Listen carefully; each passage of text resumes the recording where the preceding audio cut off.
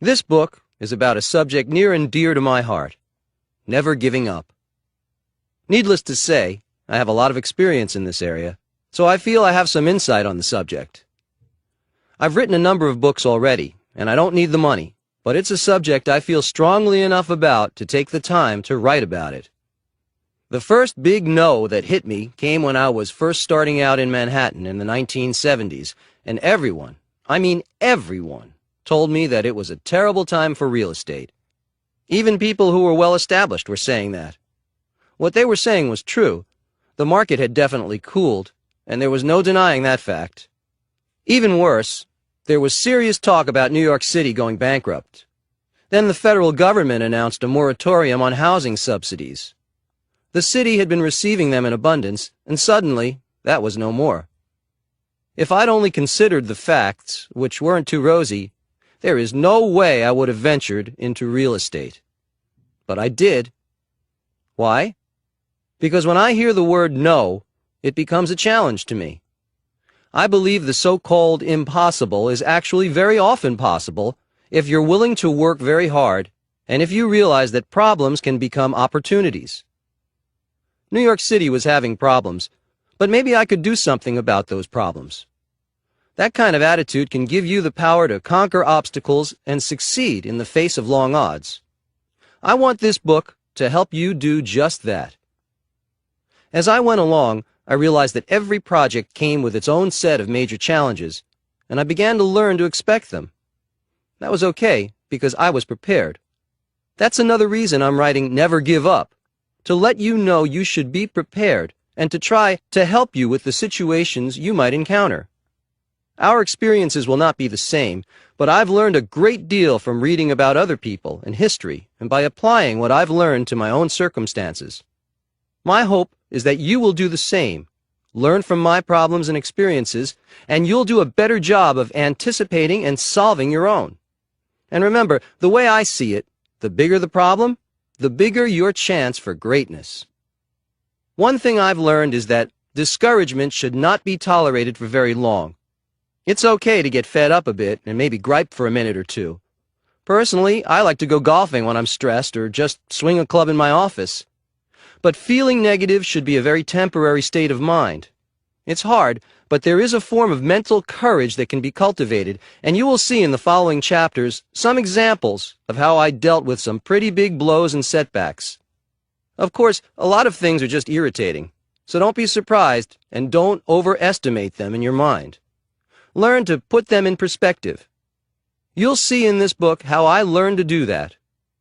Having confidence in yourself is key to being resilient and staring adversity in the face. This book is dedicated to giving you that foundation of confidence and the ability and desire to never give up. See you in the winner's circle.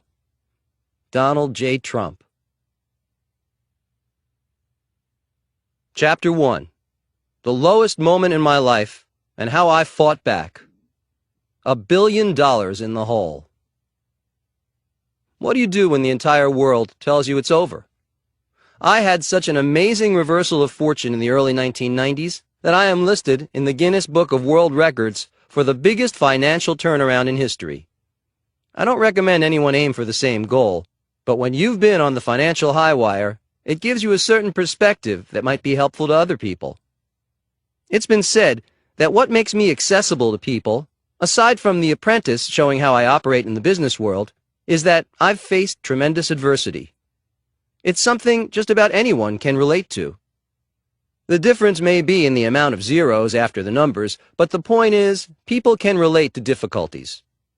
I don't think anyone gets away with a challenge-free life experience. As one writer described the journey of life, no one gets out of this alive. That's a bit existential, but when you're down a few $1 billion in the red, it can make you think in new dimensions.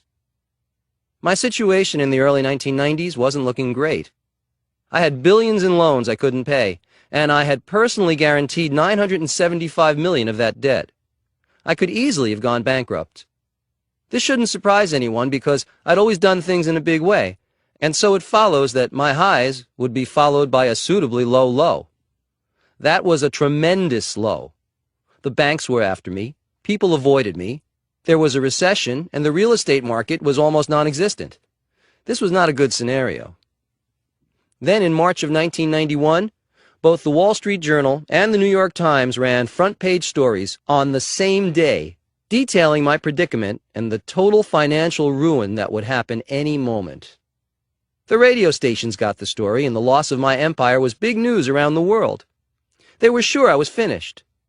It would have made a fantastic story, except that it was happening to me. That was the lowest moment I had yet encountered in my life. The phones in my office were even quiet, which had never happened before. In fact, I suddenly had a lot of quiet time to think, and I reviewed the situation objectively. It became clear to me that part of what got me into this situation was that I had lost my perspective and started to believe the news stories about me having the Midas touch when it came to business. In other words, I had become complacent. My momentum wasn't where it should have been. However, giving up is something that never entered my mind, not for 1 second. And that's the reason I think I confounded my critics. They were trying to skewer me, but it had the opposite effect. It just made me want to make a comeback, and in a big way. I knew I could prove them wrong by being stubborn, being tenacious, and not giving in or giving up. I became a stronger person very quickly during this time. I'm not advising you to ask for the same pressure, but know that if you're met with some setbacks, refusing to give up is probably your best strategy. What gave me this fortitude? I'm not sure, but being tossed aside as a has-been or a wash-up by the world press might have had something to do with it. I'd also already learned that problems are often opportunities in disguise. I began to see my situation, believe it or not, as a great opportunity. I had a big chance to show the press and my critics and enemies that I was a force to be reckoned with, not a flash-in-the-pan success with no staying power. That's heady incentive, and that's looking at the situation positively. Then there was a turning point, and that turning point was my attitude. My accountants still remember the night they were in the conference room until all hours in the woe-is-us mode, and I suddenly walked in to tell them about all the new projects I had lined up for us. There were a lot of projects, and they were big deals. I was in an exuberant mood, and my descriptions were colorful and optimistic. They thought I had cracked, that maybe I was beginning to hallucinate from the pressure, but I had reached a point where I knew it was time to move forward. It wasn't an act I put on. I was ready. All this financial pressure would be behind us in a short amount of time, I told them. I believed it, too. As it turns out, that was indeed the turning point. All of us decided to focus on the solution and not the problem, right then. That's another important lesson. Focus on the solution, not the problem. It's odd, but in retrospect, I think having a near wipeout made me a better businessman and certainly a better entrepreneur. I really had to think in out-of-the-box ways to keep from being buried alive. I also relied on something I'd like to discuss here: positive thinking. Believe me, it works. It got me to where I am today, which is far richer and more successful than I was before the reversal started for me in the 1990s. Did I ever think I'd be in the Guinness Book of World Records? No. I am, though, because of this reversal. It's a fact I'm proud of. Adversity works that way sometimes. Let it work to your advantage. Coach Trump. Make it happen in your life. A lot of success depends on how well you can handle pressure. It may seem like a hard fact of life, and it is, but there is something you can do about it. Envision yourself as victorious. Focus on that instead of your nagging doubts and fears. Focus on objective insights and solutions. Pressure can diminish and disappear when you clobber it with a positive attitude. Even if you don't feel indomitable, act that way for a while. It helps. Chapter 2. Failure is not permanent. Wholeness and the art of the comeback. I feel strongly about the importance of wholeness. It's a combination of all the components of life that make us healthy, happy, and productive. To my mind, the opposite of wholeness is failure. If it happens, and sometimes it does, the best remedy is to move forward, to realize that failure is not permanent, and to immediately focus in the right direction. Ultimately, a solution will show up. I don't mean to sound like a faith healer, but there is something profound and yet simple about viewing failure as a lack of wholeness. I will also add it's effective. Believing that a negative situation is temporary and wrong will give you the impetus to do something about it, to feel righteous and energetic about fixing it. Being unhappy and unproductive is simply not part of my game plan, and it shouldn't be part of yours either. See a situation as unacceptable, as taking you away from wholeness, and you will be motivated to get out of it as quickly as possible. When I had a financial setback in the early 1990s, I saw it more as an aberration from the norm than as a final sentence. I knew what it was like to be whole, and all I had to do was get back to that place. I felt that a comeback was what was expected of me, and I expected it of myself. All I had to do was take the next step and get my momentum going again, which is what I did. It didn't happen overnight, but eventually things started to sort themselves out. I've seen some people get completely swallowed up by failures. The worst thing you can do to yourself is to believe that bad luck is your due. It isn't. It's not just intelligence or luck that gets us places, it's tenacity in the face of adversity. Some people see problems as bad luck, but I don't. Problems are part of life, and a big part of business. The bigger your business, the bigger your life, the bigger your problems are likely to be. Being prepared for that will save you a lot of emotional turmoil, unnecessary deliberating, and even illness. I've known people who have come back not just from adversity, but from tragedy. There's adversity, and then there's tragedy. Thinking about both is a good way to get an objective view of what you may think your problems are. Your situation may be tough, but you can bet others have had far worse things to deal with. One way to pave your way for a comeback, or for a first victory, is to read about people who have been courageous against long odds. My guess is they felt they had an obligation to succeed, and in some cases, an obligation to survive. That's how I feel. I had the privilege of a great family and a great education, and I am serious about honoring those privileges, which means expecting the best from myself. You can have the same attitude, no matter what your situation or background. When failure comes your way, you must believe that you matter, that you can overcome it, and most importantly, that success is what is expected of you. You'd be surprised at what you can accomplish when that's your attitude. It's not just survival, it's not just success, it is your obligation. A sense of duty toward wholeness will go a long way toward your personal and professional success. What I learned at the time of my worst financial problems is that I was resilient, and that I had this indomitable sense of success that couldn't be taken from me no matter what the newspapers said. That brings me to another level of thought, which is faith. Faith is a bit like wisdom. People can help you along the way with it, but above all, you have to develop it yourself. Faith in yourself can prove to be a very powerful force. Work on it daily. Sometimes, when you're fighting a lonely battle, keeping yourself company with positive reinforcement and faith in yourself can be the invisible power that separates the winners from the losers. Losers give up. In summary, strive for wholeness. Believe in yourself. Keep your momentum at full throttle, and be strong and tough in your resilience. Don't expect anything less than that from yourself, and I can assure you that success will become a permanent situation for you, even when your external circumstances may not show it. Never give up. Chapter 3. The Apprentice was supposed to be a big mistake. Get the best advice you can, then trust your gut. When reality shows hit the scene a few years back, I found the premise interesting, but I definitely wasn't interested in doing one. Even when I had been approached multiple times to do a show, I found the ideas boring and stupid. To have cameras following me around, to watch me brush my teeth, comb my hair, conduct meetings, and eat lunch at my desk seemed like an unnecessary interference. I turned them all down without a second thought. Then a couple of years later, I was asked by Les Moonves, the head of CBS Entertainment, for permission to film the live finale of Survivor at Wollman Rink in Central Park, After I renovated Wollman Rink, I took control through a long-term lease. I thought it sounded like an interesting idea, so I said yes. When I arrived to see the skating rink transformed into a jungle, I have to admit I was surprised.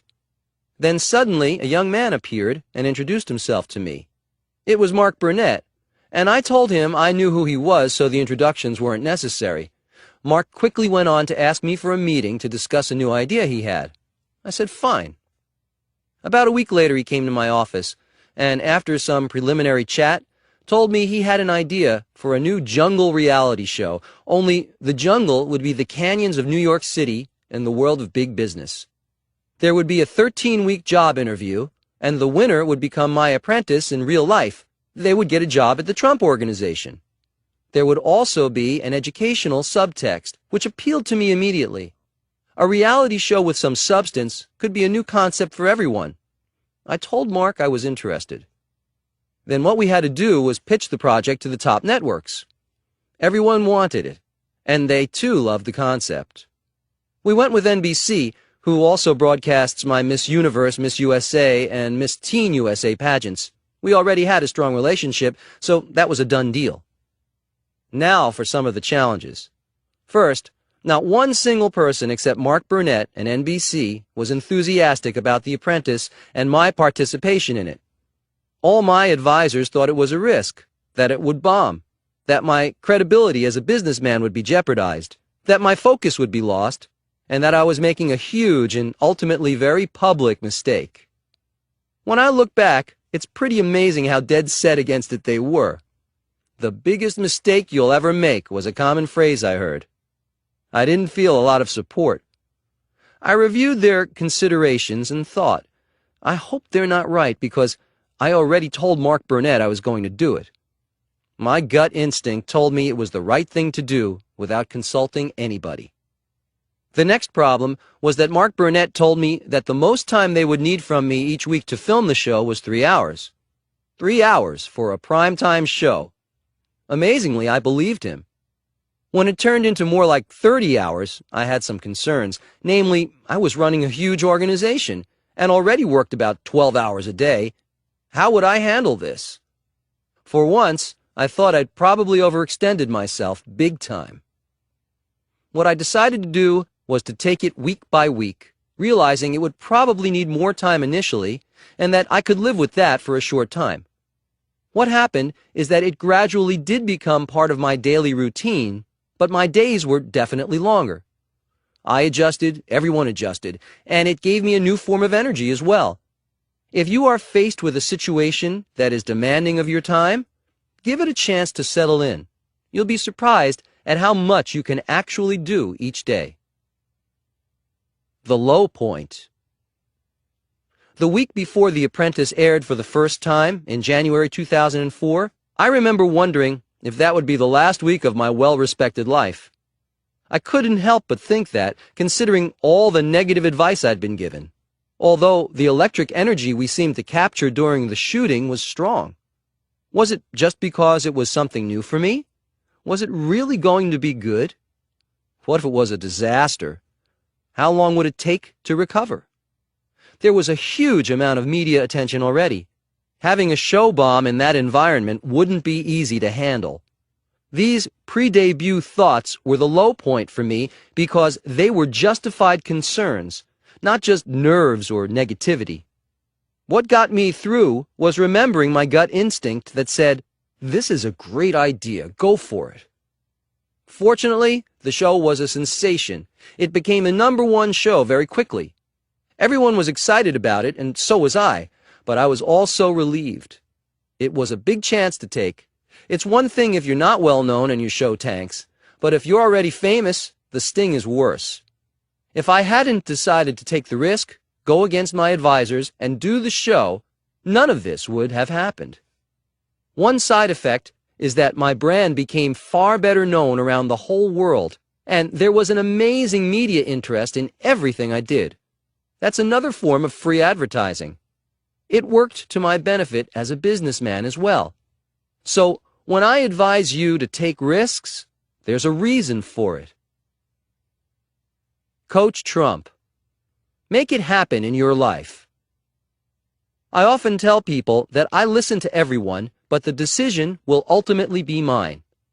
That's a good way to be in life and in business. Listen to others, but never negate your own instincts. If I'd listened to everyone, The Apprentice never would have happened. We've had 6 great seasons, and we're getting to tape the 7th now. It continues to be a tremendous experience for me and for everyone involved. Not bad for a big mistake. However, when you do take risks, since they won't always work out, you better make sure the upside is big. Chapter 4.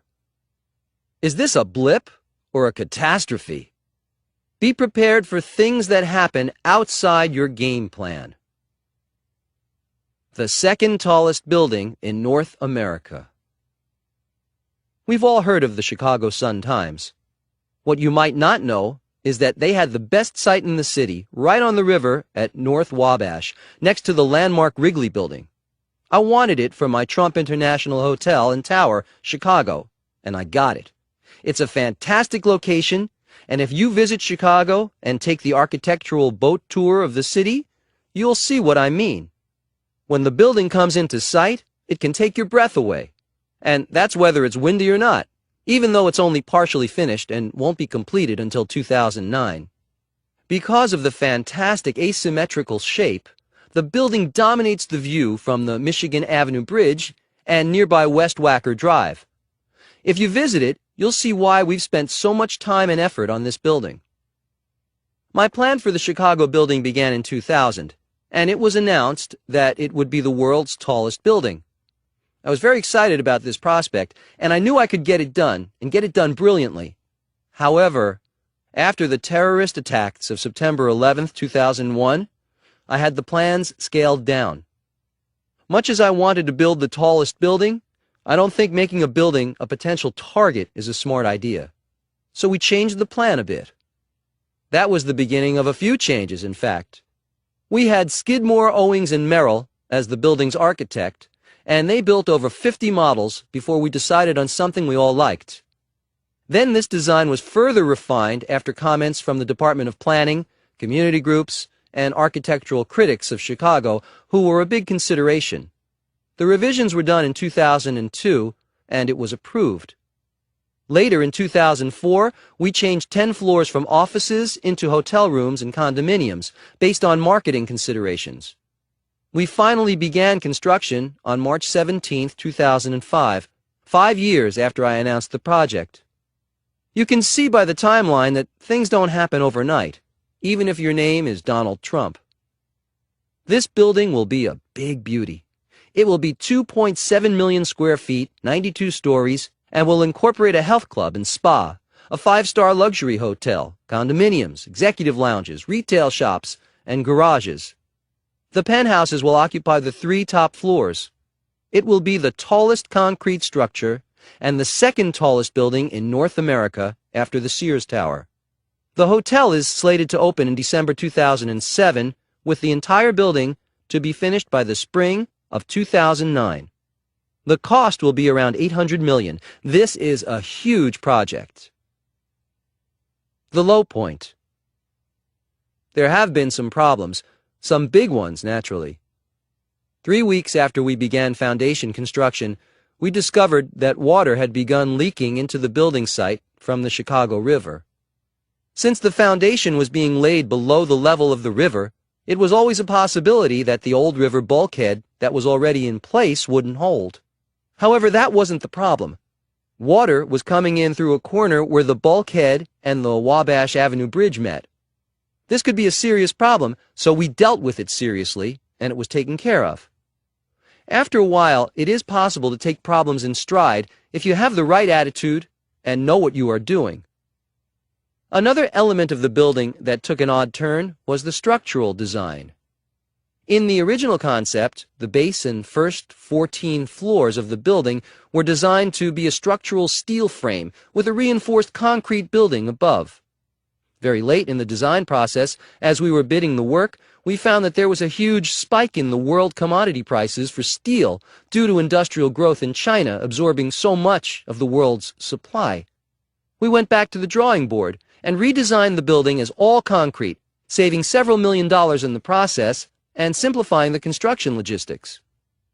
We also had to consider that the rock caissons, supports for the tower, which are sunk into the bedrock, make a lot of noise during construction, and we hoped that our Chicago neighbors could put up with 241 of them being pounded into the bedrock. About a fourth of the supports had to go down 110 feet into the limestone, so you can see that this alone was a tremendous project. We got it done and didn't make too many enemies in the process. Because each of the columns carries 14 million pounds, the support system has to be carefully and meticulously thought out and implemented.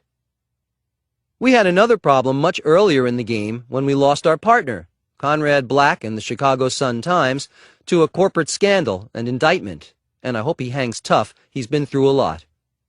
We made a deal to buy out their interest in the project. More recently, we lost our architect at Skidmore, Owings & Merrill when he resigned from the company. These can be big losses, but you know what? We just dealt with them and kept moving forward. We are prepared for problems along the way, and like good soldiers, we just keep on going. As the general, I have to admit and take responsibility for the fact that things work out as they will, no matter how prepared you are, but we still do our best to plan and focus, then have the resiliency to immediately regroup from setbacks. Our plans and our resolve were strong enough to continue our work without giving in to any interruptions. There are bright sides to things, too. For example, we saved over $1 million by reusing the Old River bulkhead from the Sun-Times building. We were pleasantly surprised to discover that we had less site cleanup because the newspaper had switched to soy-based ink from petroleum-based ink back in the 1970s. So there was much less ground pollution than we had expected. Sometimes, when you start thinking about all the problems you've got, it's a good idea to focus a little on some of the positives in the situation. Coach Trump. Make it happen in your life. When things happen that might be outside the outline of your game plan, ask yourself, is this a blip or is it a catastrophe? We had some blips along the way with our Chicago building, and we'll probably have a couple more, but it's still been a fantastic development and experience. Will you have problems when you tackle something big? Yes. Will you let them derail you? You absolutely should not. Let your passion for your work carry you through all the setbacks they can throw at you. Be it wind, water, resignations, scandals, whatever, you can prevail. Your insurance for overcoming these perils is free. It's called never giving up. After a while, it is possible to take problems in stride if you have the right attitude and know what you are doing. Have the resilience to immediately regroup and change course if you need to after you hit a setback. Chapter 5. I love a good fight. The Trump Soho Hotel Condominium. Soho has been a chic neighborhood for some years now, and I waited a long time to enter it as a developer. I knew it'd be a fight to get anything going there because most of Soho is made up of low-rise buildings and is subject to strict zoning laws. I doubt if any of you would think of or refer to Soho as a manufacturing center, but for historical reasons, that's how much of it is zoned. So, building a residential structure in the locations I wanted is not permitted. However, you can build a hotel there. When I learned that, I decided to build a condominium hotel in Soho, a tall one. Soho is considered a mecca for art, film, and fashion buffs, with over 250 art galleries, 100 designer stores, and over 200 restaurants. In other words, it's a great area to visit and an even greater area to stay. I believed Soho deserved, and was ready for, a first-rate 21st century hotel. The 45-story, $450 million tower I hoped to build with my partners Bayrock Group and the Saper organization was, of course, met with a fury of opposition from local community activists and the politicians that represent them. I wouldn't let that stop us. I announced my intention on June 6, 2006, on The Apprentice. Despite everything that ensued, on May 8, 2007, I'm pleased to report we were approved by city officials to erect this condo hotel. Along the way, we had a few problems to deal with, which was not a huge surprise. The biggest obstacle was the height of the building. Soho is a low-rise neighborhood, and this project would significantly alter the skyline. It would be the tallest building between Midtown and the financial district. It's not that Soho isn't zoned for tall buildings. It is, but none have ever been built. We wanted to change that. There were air rights, laws, the right to build higher, already in place that made it perfectly legal to build a high-rise. In fact, we added several floors to the hotel's design by buying the air rights from the neighboring properties. Although we had the right to build a hotel with the height we wanted, the fact that no one had done it before worked against us. The project was the first time New York City's Department of Buildings had to consider a condominium hotel in one of New York City's manufacturing districts, which do not permit residential use. The city's antiquated zoning laws and the local residents together created formidable obstacles. New York City, unlike many other major U.S. destination cities, had never before been confronted with a hotel comprised entirely of condominiums. The key zoning consideration for the city was that the units would not be residences for the owners, but would be for transient occupancy. That meant we had to prove to the Department of Buildings that Trump Soho would not be a residential building, but a building for short-term stays. And I firmly believed we could convince the city officials of this. A condo hotel is not an apartment. It operates on the premise that the buyers have the right to use their condo units for only a certain number of days each year. And when an owner is not occupying their condo hotel unit, the units get rented out as hotel rooms. It's a great setup because both the owner and the management company collect revenues. The units in Trump Soho are not designed for permanent residences, nor would an owner use his or her unit that way. The look, feel, and design of a luxury hotel is far, far different than that of a residential building. We worked tirelessly with the city to make our intentions clear. As expected, everyone and their cousin came after me for this, and the Greenwich Village Society for Historical Preservation called my plan a Trojan horse way to sneak condos into manufacturing districts across the city. They said my motives were entirely covert. How a 45-story building can be considered a covert operation is beyond me, but you get the idea. There were demonstrations and neighborhood alliances that made it clear that I would not be receiving a warm welcome. So what else is new? Meanwhile, the silent majority of the neighborhood actually supported the project and saw it for what it is, a major attraction for tourism and business. The project will significantly improve a neighborhood that had been artificially suppressed for years as a result of its antiquated manufacturing zoning. Despite the very vocal minority, I wasn't about to be slowed down. We started excavation in 2006, even though we had not yet received approval to build above ground. Then another problem arose. In December, the excavating contractors came across some human remains that were later determined to be about a century old. We immediately and voluntarily halted work. The police arrived, and the city ordered us to stop work on the lot altogether. This may not have been legal, but we agreed. We then hired a team of archaeologists to excavate and identify the remains.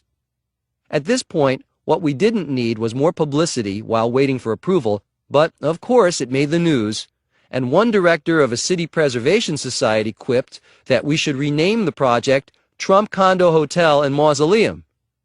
It's always something, isn't it?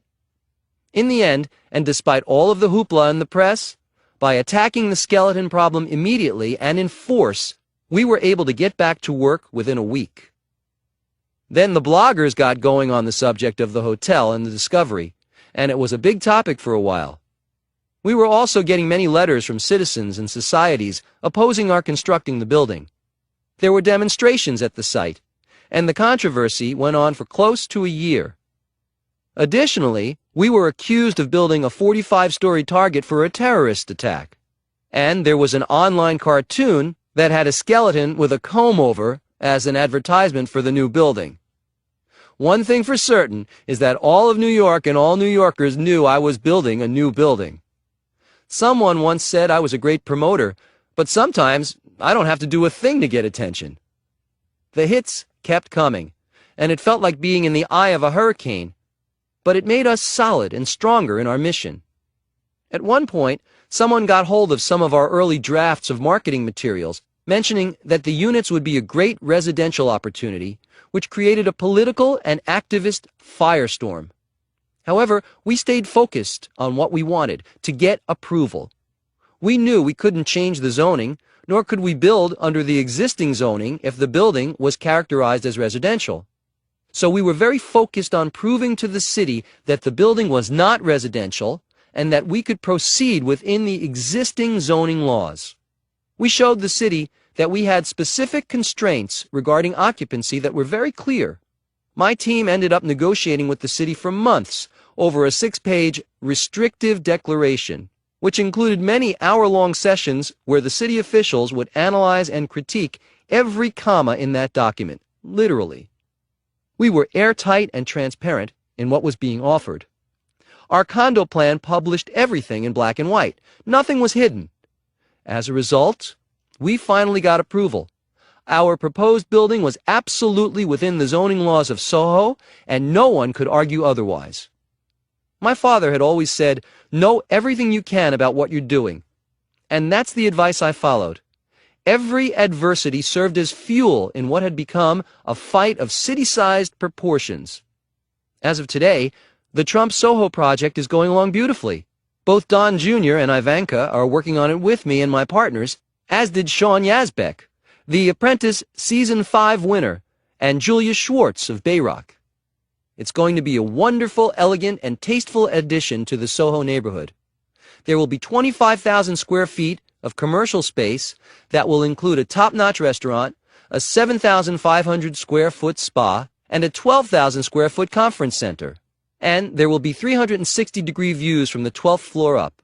We'll have a stunning year-round pool with full-service private cabanas, a private library, a cafe, bar, and restaurant, and I can guarantee you that my Soho neighbors are going to love it.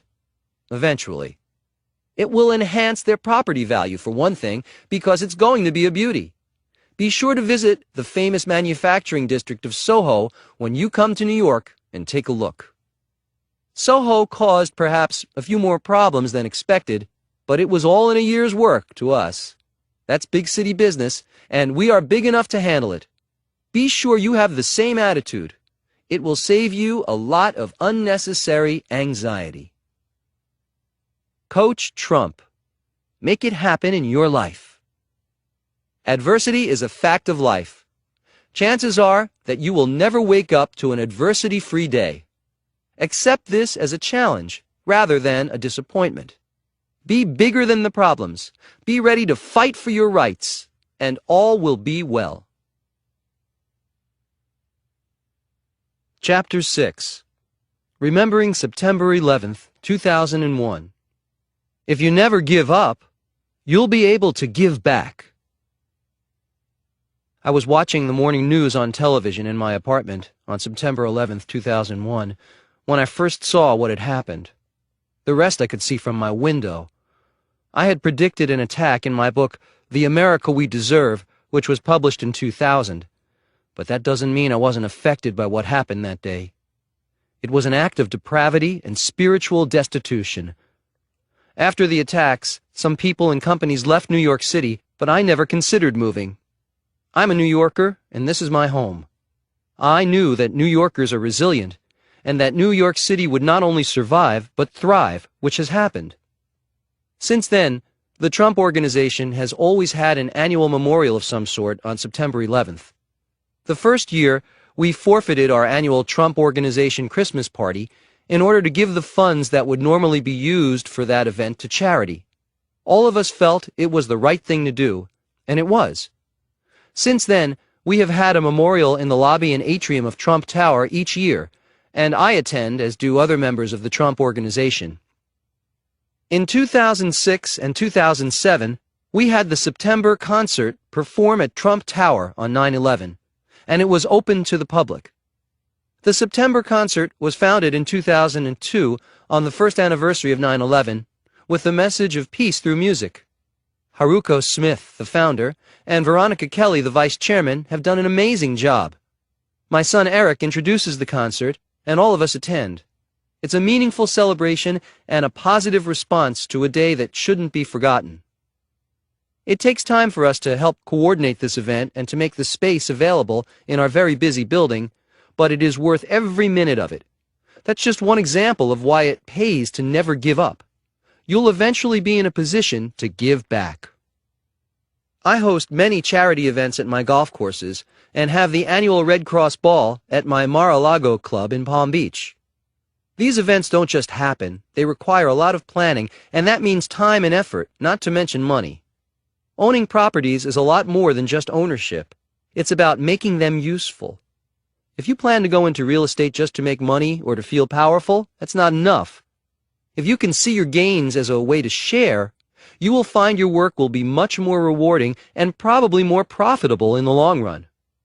Every year we host the Salvation Army in our lobby to kick off the holiday season. This has become a tradition. A band plays, the media is there, I give a brief speech, and the Salvation Army gets some of the recognition it deserves for the great job they've been doing for so many years. This too takes a lot of time to arrange, but we do it every year. Sometimes being a giver will open you up to new talents. Each year I donate an autographed doodle to the Doodle for Hunger auction at Tavern on the Green. It's a great event, and contributors have included Sting, Muhammad Ali, Larry King, Al Pacino, Billy Joel, Valentino, Bill Cosby, Paul McCartney, Kirk Douglas, Martina Navratilova, Peter Max, Bette Midler, Jack Nicklaus, Cindy Crawford, and many other distinguished people. It takes me a few minutes to draw something. In my case, it's usually a building or a cityscape of skyscrapers, and then sign my name, but it raises thousands of dollars to help the hungry in New York through the Capuchin Food Pantries Ministry.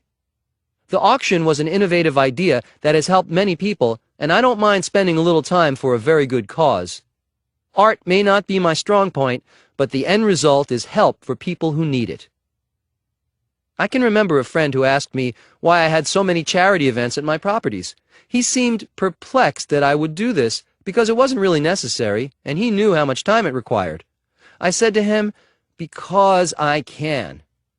Believe me, those are powerful words, with an equally powerful feeling to go along with them.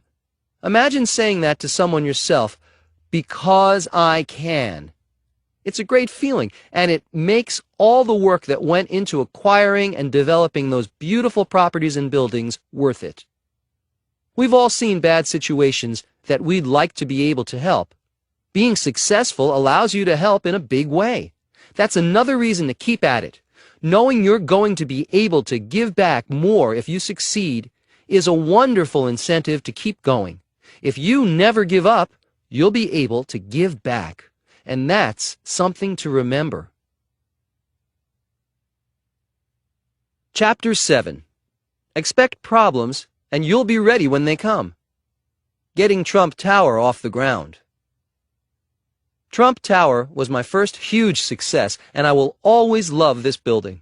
It makes me feel great that it's now the number 3 tourist destination in New York City.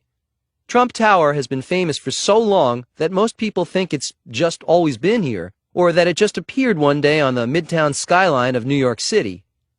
I can tell you that is not the case. In fact, people are always surprised to hear that I almost named it Tiffany Tower, and there are many other background incidents that made the construction of this landmark building particularly challenging. If you think putting up this tower was a magical occurrence, even for a developer like me, you've got some interesting listening ahead of you, especially if you enjoy labyrinth stories. Robert Moses, a great figure in the history of New York City, said something that stayed with me the entire time I was attempting to get Trump Tower started and finished. You can't make an omelet without breaking eggs. Sometimes I felt like changing it to say, you can't build a skyscraper without breaking a few heads. Nothing was easy from day one. To begin the saga, it took me almost 3 years to even get a response from the man who controlled the land I wanted to buy. I made calls and wrote letter after letter. I learned a lot about persistence, but I also learned that if you are passionate about something, receiving zero encouragement still won't discourage you. I just plain wouldn't give up. When the site eventually became available, I realized that my letters had helped. The site where I wanted to build Trump Tower was adjacent to Tiffany's. Further down the line, I needed to convince Tiffany's to let me buy their air rights, their right to build a tall skyscraper on top of their store, for $5 million. That would prevent anyone from being able to rip down the Tiffany's building and put up a tower that would block my views. I would be able to build a tower with soaring picture windows versus tiny ones, an aesthetic consideration that was of utmost importance. In order to get the zoning variance I needed from the city of New York, I had to know whether I'd have the air rights. The man in charge of this told me he liked my idea and my price, but that he was going on vacation for a month and would get back to me. In a month's time, I would have done a lot of zoning work as well as architectural work, and if I wasn't sure of getting the air rights, I would be wasting a lot of time and work. Fortunately for me, I was dealing with a real gentleman, Walter Hoving, and he told me that his word was good, period. In fact, he seemed insulted that I would question his decision and his word. Once in a while, but not often, you run into someone as honorable as that. Now that I had Tiffany's air rights, I needed one more parcel, which was a tiny site along 57th Street adjacent to Tiffany's. This was required by another New York City zoning regulation. You have to have a minimum of 30 feet of open space, like a rear yard, behind any building. Without this piece of property, I would have had to cut the rear yard out of the building we'd already designed. It turned out that this piece of property was owned by Leonard Candell, who was as honorable as Walter Hoving. However, he didn't want to part with his land. He wasn't a seller, and he wouldn't budge. Until one day, I found a bonus in the paperwork for my Tiffany deal. It included a clause that gave Tiffany an option to buy the Candell property within a certain time frame because it was adjacent to Tiffany. Maybe something could be worked out with Candell after all. By now, I realized what I was trying to do was never going to be easy. Every door required a lot of work just to get it cracked open to begin with. Robert Moses's quote would surface again in my mind, and I would just keep going. It helps to expect problems because then, in a sense, you're ready for them and not thrown off balance. It's good to remind yourself of that, daily, if necessary. So then, I had to go back to Walter Hoving and ask him if I could buy his option on Leonard Candell's property as part of my deal with Tiffany's. I knew he had no interest in buying Candell's property anyway. Walter agreed. However, Leonard said the option belonged to Tiffany and was not transferable. He might have been right. It was also possible that if I sued over this question, I might win the right to exercise the option. So I explained the possibility of litigation to Leonard, and in less than half an hour, we managed to make a deal that was good for both of us. I would withdraw my exercise of the option, and Leonard would agree to extend my lease on his site from 20 years to 100 years, which was enough time to make it financeable. Also in the lease, he eliminated any prohibitions against rezoning. Leonard and I remained friends, and I was allowed to continue on my quest to build Trump Tower. I still didn't have a final contract with Genesco, the company that owned Bonwit Teller, the store that was sitting on the property where I wanted to build Trump Tower. We'd managed to keep the whole deal completely secret, and were expecting to sign contracts in a couple of months. Word began to leak out, and suddenly, Genesco was inundated with interested buyers, among them Arab investors with oil money. Not surprisingly, Genesco began to try to get out of the deal. However, I had fortunately gotten a one-page letter of intent from Jack Hannigan, who had been brought in by Genesco to save them when they were having difficulties. He had been receiving those letters I'd been writing for 3 years. I let Genesco know that I would litigate and hold up the sale of the Bonwit property for years if they didn't honor our deal. I wasn't even sure if the letter would be legally binding, but I could prove to be a nuisance to them if they reneged. Shortly after this, I got a call from the New York Times, who had heard that I was about to make a deal with Genesco to buy the Bonwit building. We had kept this quiet, but I realized I should take a risk, especially considering that Genesco was faltering on their side of the deal. So I told the reporter that we'd reached an agreement, and I was planning on building a new tower on the Bonwit site. Therefore, the store would be closed, most likely, in a few months. The article appeared the next morning, and I was hoping it would put some pressure on Genesco. What happened is something I hadn't counted on. As soon as the article appeared, all of Bonwit's employees went over to Bergdorf Goodman, Saks Fifth Avenue, and Bloomingdale's to hunt for new jobs. And as a result, Bonwit was having trouble running their store. 5 days later, I had the contract signed with Genesco. We hadn't even gotten close to construction yet. This is a good example of the perseverance you need and some of the obstacles that can arise when you're trying to do something great. Sometimes it's hard even when you're trying to do something far smaller than a skyscraper. For those of you who think I have the Midas touch and everything comes easily, just remember some of these episodes when you confront your own problems along the way to success, because believe me, you will have problems. It doesn't matter if your name is Trump or not. We all experience these things. Expect it. When I look back, it was a wonderful, exhilarating experience, and every difficult moment was worth it. Chapter 8. Frequently Asked Questions. I get a ton of fan mail these days, and a large percentage of it is from people asking for advice. Sometimes entire classrooms will send me their questions. I've decided to include a few of these questions with my responses. 1. How do you handle the person who consistently makes the same mistakes over and over? I don't. They're working for someone else now. 2. What is the most important characteristic of a good leader? Discipline. It helps if everyone has it, but if a leader doesn't, he or she won't be one for very long. 3.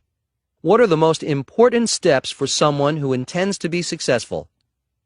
Do your homework.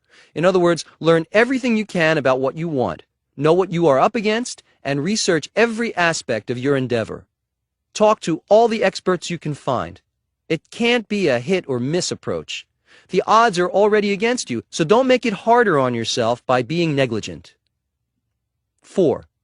What will distinguish the leaders of tomorrow in the real estate industry? Those who have both vision and discipline will succeed. One is useless without the other. With both, you have a chance of becoming a leader, provided you've learned and sharpened your instincts through your experiences. 5. Who are some of the people in history you admire, and why?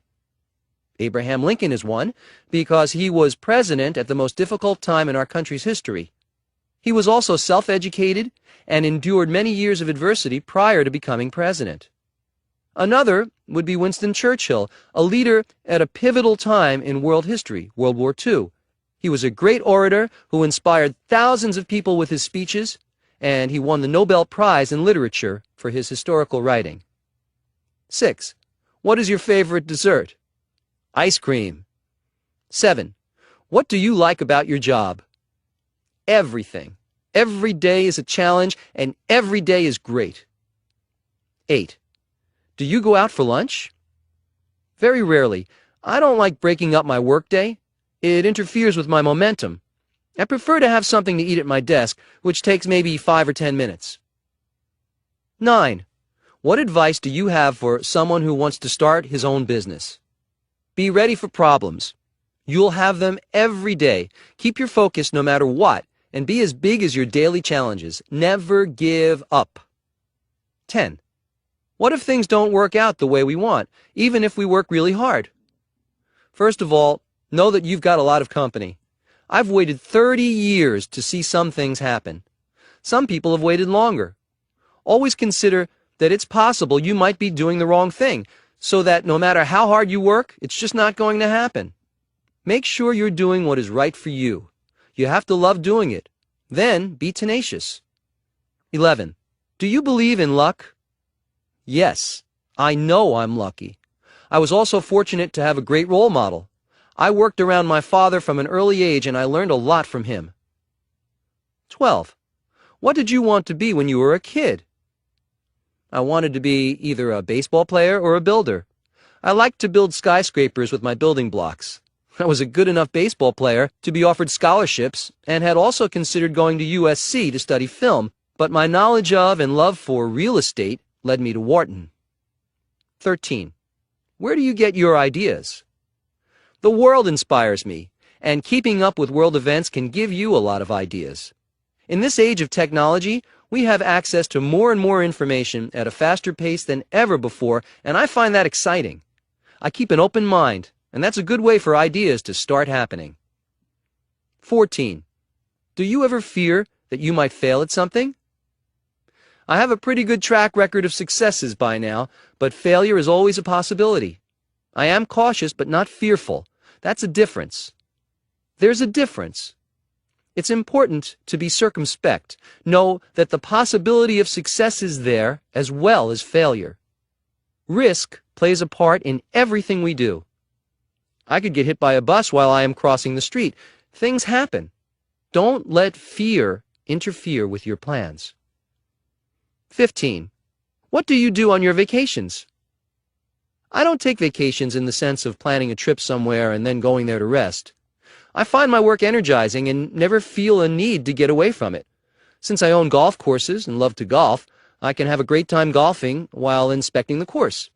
In the winter, I go down to my Mar-a-Lago club in Palm Beach on the weekends so I can golf year-round. I take weekends more than vacations, which works for me. 16. We like your show, The Apprentice. We were wondering if you like firing people. I don't like firing anyone. Sometimes it's necessary, but I'd rather keep people around me for a long time. I have employees who have been with me for over 30 years. The best working environment is when everyone has the same work ethic and focus and does their best. That's the case with most of my employees, but not always, and if not, then a change has to be made. 17. When you first started out in real estate, what was your main goal? I wanted to be successful on my own terms. My father had been successful in real estate, and I wanted to succeed on my own. I'd always loved beautiful buildings and Manhattan, so my focus was there. I wanted to follow my own vision, and I did. 18. What was the most surprising thing about The Apprentice to you? My image changed. I became very popular after I started firing people every week. 19. What makes you happiest? That's a complex question for being so simple. I'd say several things make me happy. Doing well, doing my best, doing a great job and knowing it's great. Being able to share that accomplishment is good too. I can increase the value of neighborhoods and communities, provide jobs, and I'm in a position to give back in charitable ways. My family is very important to me and always has been. I'm happiest when I'm with them. 20. What was your favorite subject in school? I liked anything to do with mathematics. I excelled in geometry. 21.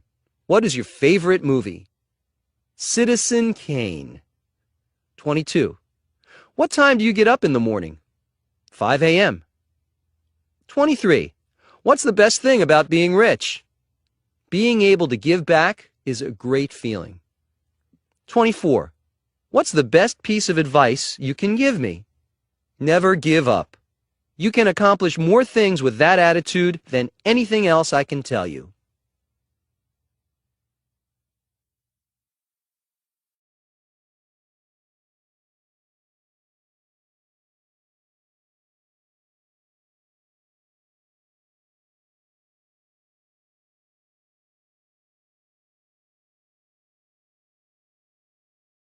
Chapter 9. When the other side expects a duel, offer a partnership. Trump International Golf Links, Scotland. I have always been interested in building a golf course in Scotland for two very good reasons, aside from the spectacular beauty of that country. My mother was born there, and Scotland is the birthplace of golf. Golf has been an important part of my life, and needless to say, so was my mother. I spent 5 years reviewing sites, and I turned down over 200 possibilities for development throughout Europe. I was waiting patiently for the right place when I saw the links land at Many Estate, which is in northeast Scotland's Grampian region. I knew it was the right place. Many Estate and Many House, which dates from the 14th century, is 12 miles north of Aberdeen, which is Scotland's third largest city. More important, I had never seen such a dramatic, unspoiled seaside landscape. It contained sand dunes of immense proportions, 3 miles of spectacular oceanfront, and 1,400 acres in all. It was stunning, and I got excited. The low point. It's not easy when people laugh in your face. I knew that Scotland had a reputation for being a great place when it came to development and business, so I was enthusiastic to begin work there. However, the announcement of my proposed development caused some consternation, and the environmentalists were immediately on guard. In fact, I remember people openly laughing when they saw the scope of what I had planned. This site is of environmental and historical significance to Scotland, and no one thought I would get approvals to go ahead. The environmental statement on many estate alone takes up 2 5-inch thick books. The main problem centered around an environmental concern I had never encountered before, called geomorphology. It was brought to our attention by our environmental experts and by the Scottish National Heritage Organization. Since addressing this subject was a planning board requirement and a major hurdle, we took it very seriously and tried to learn everything we could. We hired the leading authority on geomorphology, and every detail was seriously considered. I think we surprised everyone by our concern and professional conscience, and our perseverance and integrity was noted by the decision-makers involved. Back to geomorphology, which is the study of movement landforms, including their origin and evolution, and the processes that have shaped them over the years. The remarkable sand dunes found on the Many estate are a restricted area comprising a total of 25 acres of land. They move by natural forces, which can spell disaster for a golf course. We looked at maps from many years ago and saw how the entire 25 acres of dunes had literally moved to a different location by nature's force, and so we knew the environmental concerns and ours were valid. We did extensive research on this problem and discovered the dunes could be stabilized by planting beds of marram grass, whose root system allows it to thrive in windswept and harsh climates. This grass protects the sand dunes and also adds another dimension of natural beauty to the landscape. In addition, based on our environmental research, we made many other recommendations to improve and protect the local wildlife. The creation of 3 artificial holts for otters and a written otter protection plan, preparation of a badger protection plan based on new surveys, new habitat creation for red list breeding birds, erection of nest boxes and bat boxes at many houses, biodiversity target actions to maintain and enhance the palmate newt, black-heeled gulls, and wading birds, brown hare, and wick elm, and creation of new slacks, plant and habitat translocation, and seed collection to maintain young dune slack habitat. And that's just a partial list. Remember when I mentioned the 2 5-inch thick books? I wasn't exaggerating. So if you think things just happen because my name is Donald Trump, let this be a reminder that it doesn't work that way. When we finally submitted the final outline of the planning application to the Aberdeenshire Council, it addressed both the environmental and business issues of the development. On the economic side, the construction project would create approximately 6,230 jobs in Aberdeenshire and 740 jobs in the rest of Scotland. The ongoing operation would support a total of 1,250 jobs and 1,440 long-term jobs. Overall, the project could create as much as £205 million in economic value for Aberdeenshire and £262 million for Scotland. Those are some of the facts and figures we submitted, and as you can see, our research had to be very detailed. It's no surprise that support was enthusiastic from the local business community. For my part, this will be an expensive development, costing nearly £1 billion, but it's really a labor of love for me. As I write this a year after the first big environmental issues surfaced, we are going ahead with our vision and very few impediments. How did it happen? How did we overcome the challenges people thought were insurmountable? People were expecting a duel, and instead, we offered a partnership. We worked with the Scottish National Heritage and forged a partnership based on our collective concerns. We did a huge amount of background work and environmental research that took a lot of time and effort on our part, but it was time well spent. Along the way, we broke the barriers and mistrust by being vigilant, open, and honest, and by hiring the best people to get the job done properly. We offered a superior product, and no one could challenge our credibility.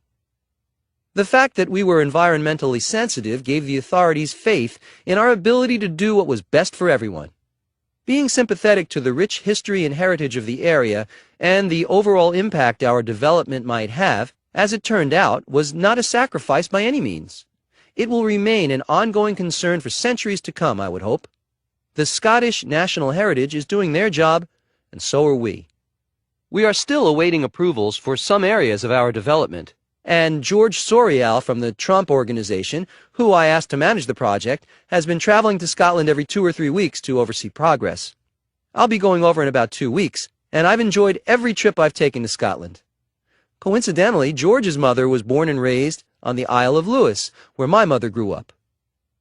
Martin Hawtree is designing the course, and we hope to have it done in 2 years. That's not all. We will have a golf driving range, a golf academy, and a short game practice area. The home of golf deserves this kind of comprehensive attention, and we are designing the course to be the best links golf course on earth. It will be the perfect site to host an Open or the Ryder Cup down the line.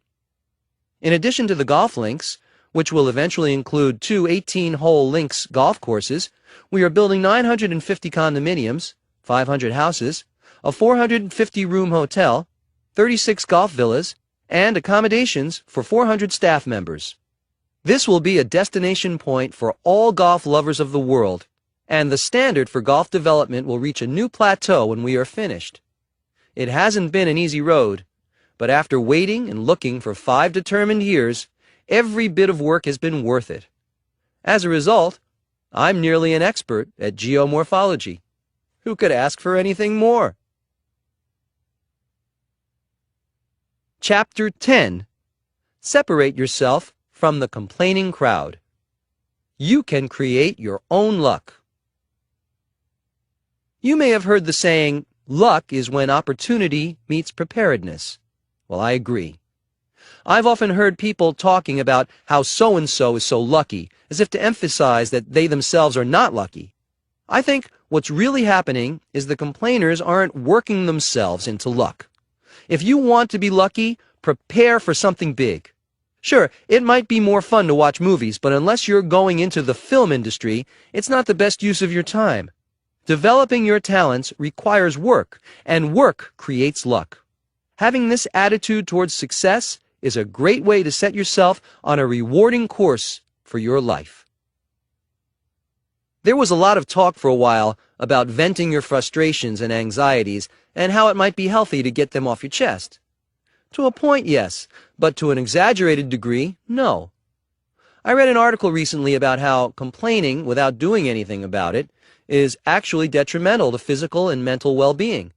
With the advent of blogging and all the other sorts of opinion-gushing venues available to everyone now, people are spending way too much time harping on negative themes.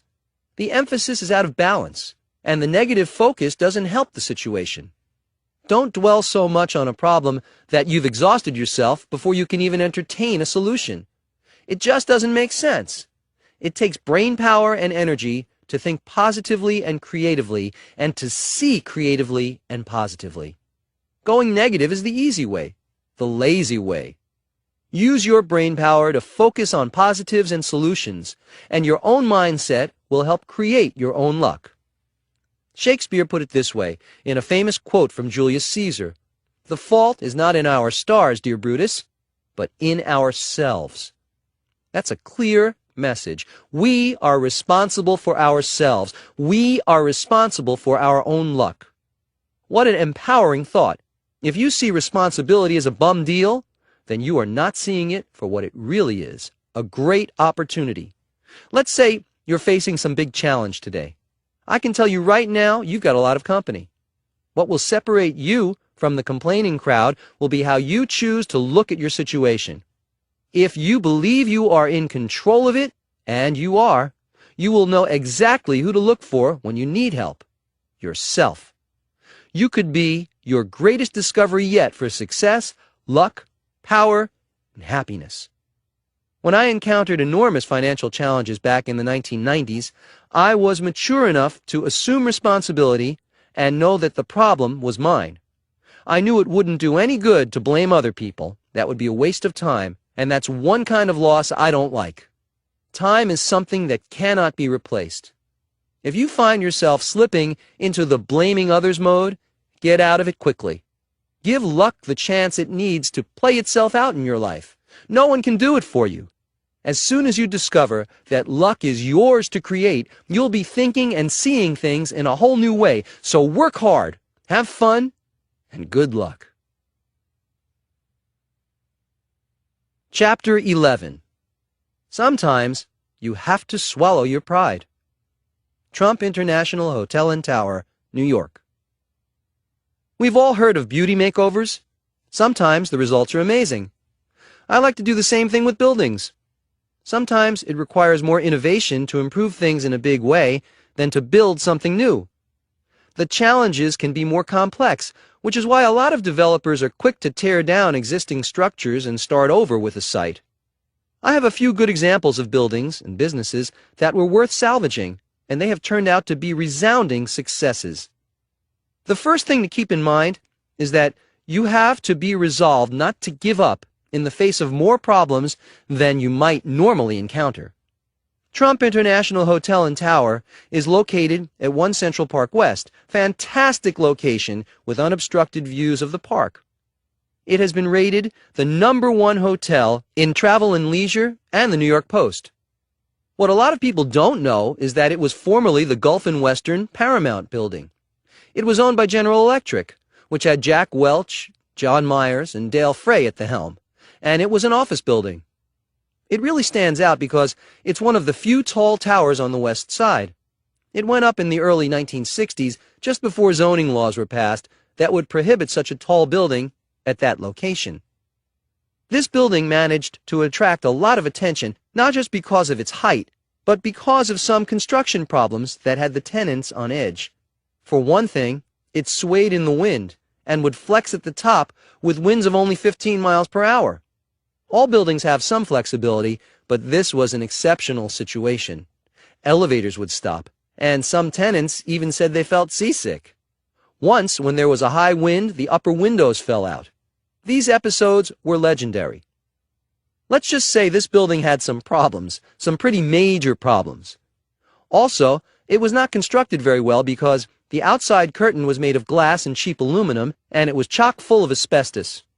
The good news was that the building structure was classic and had wonderfully high ceilings. It was worth saving for those important reasons alone. When I heard this building was for sale, I called Dale Frey and asked to meet him. That's when I found out he was receiving calls from many major developers around the country. I would have a lot of competition. However, I arranged for a meeting and I explained that if the building was completely demolished, it could only be rebuilt as a 19-story building versus the 52 fabulous stories that it was. That alone was a big reason to see what could be salvaged, but it would require a lot of research, which I immediately started doing. What I suggested was that the steel structure could be strengthened, and the high ceilings would be ideal for a residential building, which was also a hotter item in the market than a business space would be. This was the perfect location for a luxury residential building. General Electric seemed impressed with my ideas, and I felt good about their positive reaction to everything I had presented. My only concern at this point was that I was just emerging from some financial problems, so they might be hesitant to take a chance on me. What happened next came as a shock. Dale Frey called to tell me that while he liked my plans a lot, they were putting the job out to bid. They would ask some of the biggest real estate firms in the country to put in a bid, and he hoped I'd be among them. I was astonished by this because I had spent a lot of time on my concept and had explained it to them personally. Now I had to start over and bid like a newcomer on the project. I felt miserable and a bit outraged by this turn of events. I'd basically be entering a public contest, which I didn't think was necessary. I was wondering if they had just been humoring me all that time, even though they appeared to be interested and impressed with my ideas.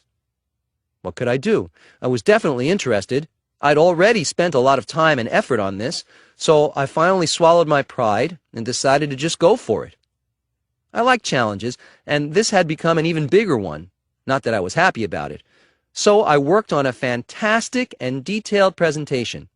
When I say put everything into what you're doing, this was a good example. It seemed like ages, but General Electric finally called to say they were going with me. Being chosen by this power group to develop this incredible site was wonderful news. Trump International Hotel and Tower would become a reality. It made all the aggravation of the process worth it. Dale Fry and John Myers at GE made it possible. They are great guys. In 1995, we began to demolish the former Gulf and Western Tower. Only the steel structure would remain. I had Philip Johnson lined up as the architect, along with Costas Kondylis and Associates, so we were assured of a spectacular as well as elegant building. Philip Johnson had designed the State Theater at Lincoln Center, which is only a few blocks away. This was an important building, and I wanted the very best. That's exactly what all of us got. Trump International Hotel and Tower is now the #1 hotel in New York City. It includes Jean-Georges Restaurant, which is acknowledged as one of the great restaurants of the world. The condominiums in the building stay on the market for a very short time. There are waiting lists for everything concerned with this building. It's also the first time a hotel and condominium have been combined, which people now hail as an innovation. It wasn't an innovation to me, just common sense. In fact, it's an idea that is copied around the world today, and with great success. So take the time to think things through. Yes, the original building had major problems. Yes, the approval process was confounding. But that was part of the challenge. It also provided me with a great opportunity. Sometimes you have to look a little harder to see those opportunities, but believe me, it's worth it. Chapter 12. Courage isn't the absence of fear, it's the conquering of fear. Courage means never giving up. It's much easier to give up, and that's exactly what losers do. Being knocked down is one thing, staying down is another. Some very ordinary people have accomplished remarkable things by simply being persistent and never giving up. Abraham Lincoln is a good example. His courage made him extraordinary. On The Apprentice, the candidates must first go through a grueling audition process. There have been millions of applicants, and only a few people are chosen. Those aren't terrific odds. That's why I firmly believe that there are no losers on that show. The people who try out for the program show great courage to begin with. They are all winners. Being fired in front of millions of people isn't easy, but that's part of the deal, and they persist anyway. Most of them say the experience was worth everything they put into it, whether they won or not. Hemingway wrote the now familiar phrase, "Courage is grace under pressure." Think about it. Some days we are faced with challenges that we'd rather not have to deal with, but we get up and deal with them anyway. That's courage. It requires a certain poise. Maybe it's not heroic. Maybe every day isn't going to bring a calamitous situation, but it's an example of bravery that we can all understand. Self-confidence is a component of courage that we all need. Sometimes we need a push in the right direction. I worked with a young executive who had never done any public speaking, so he decided he wasn't any good at it. He told me so, and I thought to myself, he hasn't even tried public speaking, and he tells me he's no good at it. I had a feeling he'd be good at it. A few months later, when I realized I wouldn't be able to make a dinner engagement that included a short speech, I told him he'd have to step in for me. He told me, "I don't do public speaking." I said to him, "You do now." End of conversation. Do you know what? He's become an accomplished speaker. Courage isn't the absence of fear, it's the conquering of fear. The phenomenon of stage fright is a good example.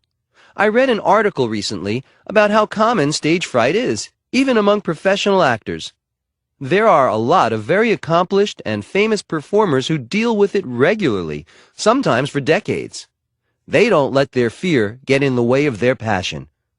I'm used to speaking in front of tens of thousands of people, and I find it enjoyable, but I've often had people ask me if I get nervous. I don't. I just go out and do it. Winston Churchill was a great orator, but I read that he spent a lot of time developing this skill. He wasn't a natural in the beginning, but he worked at it until he mastered it. He became a powerful and mesmerizing speaker.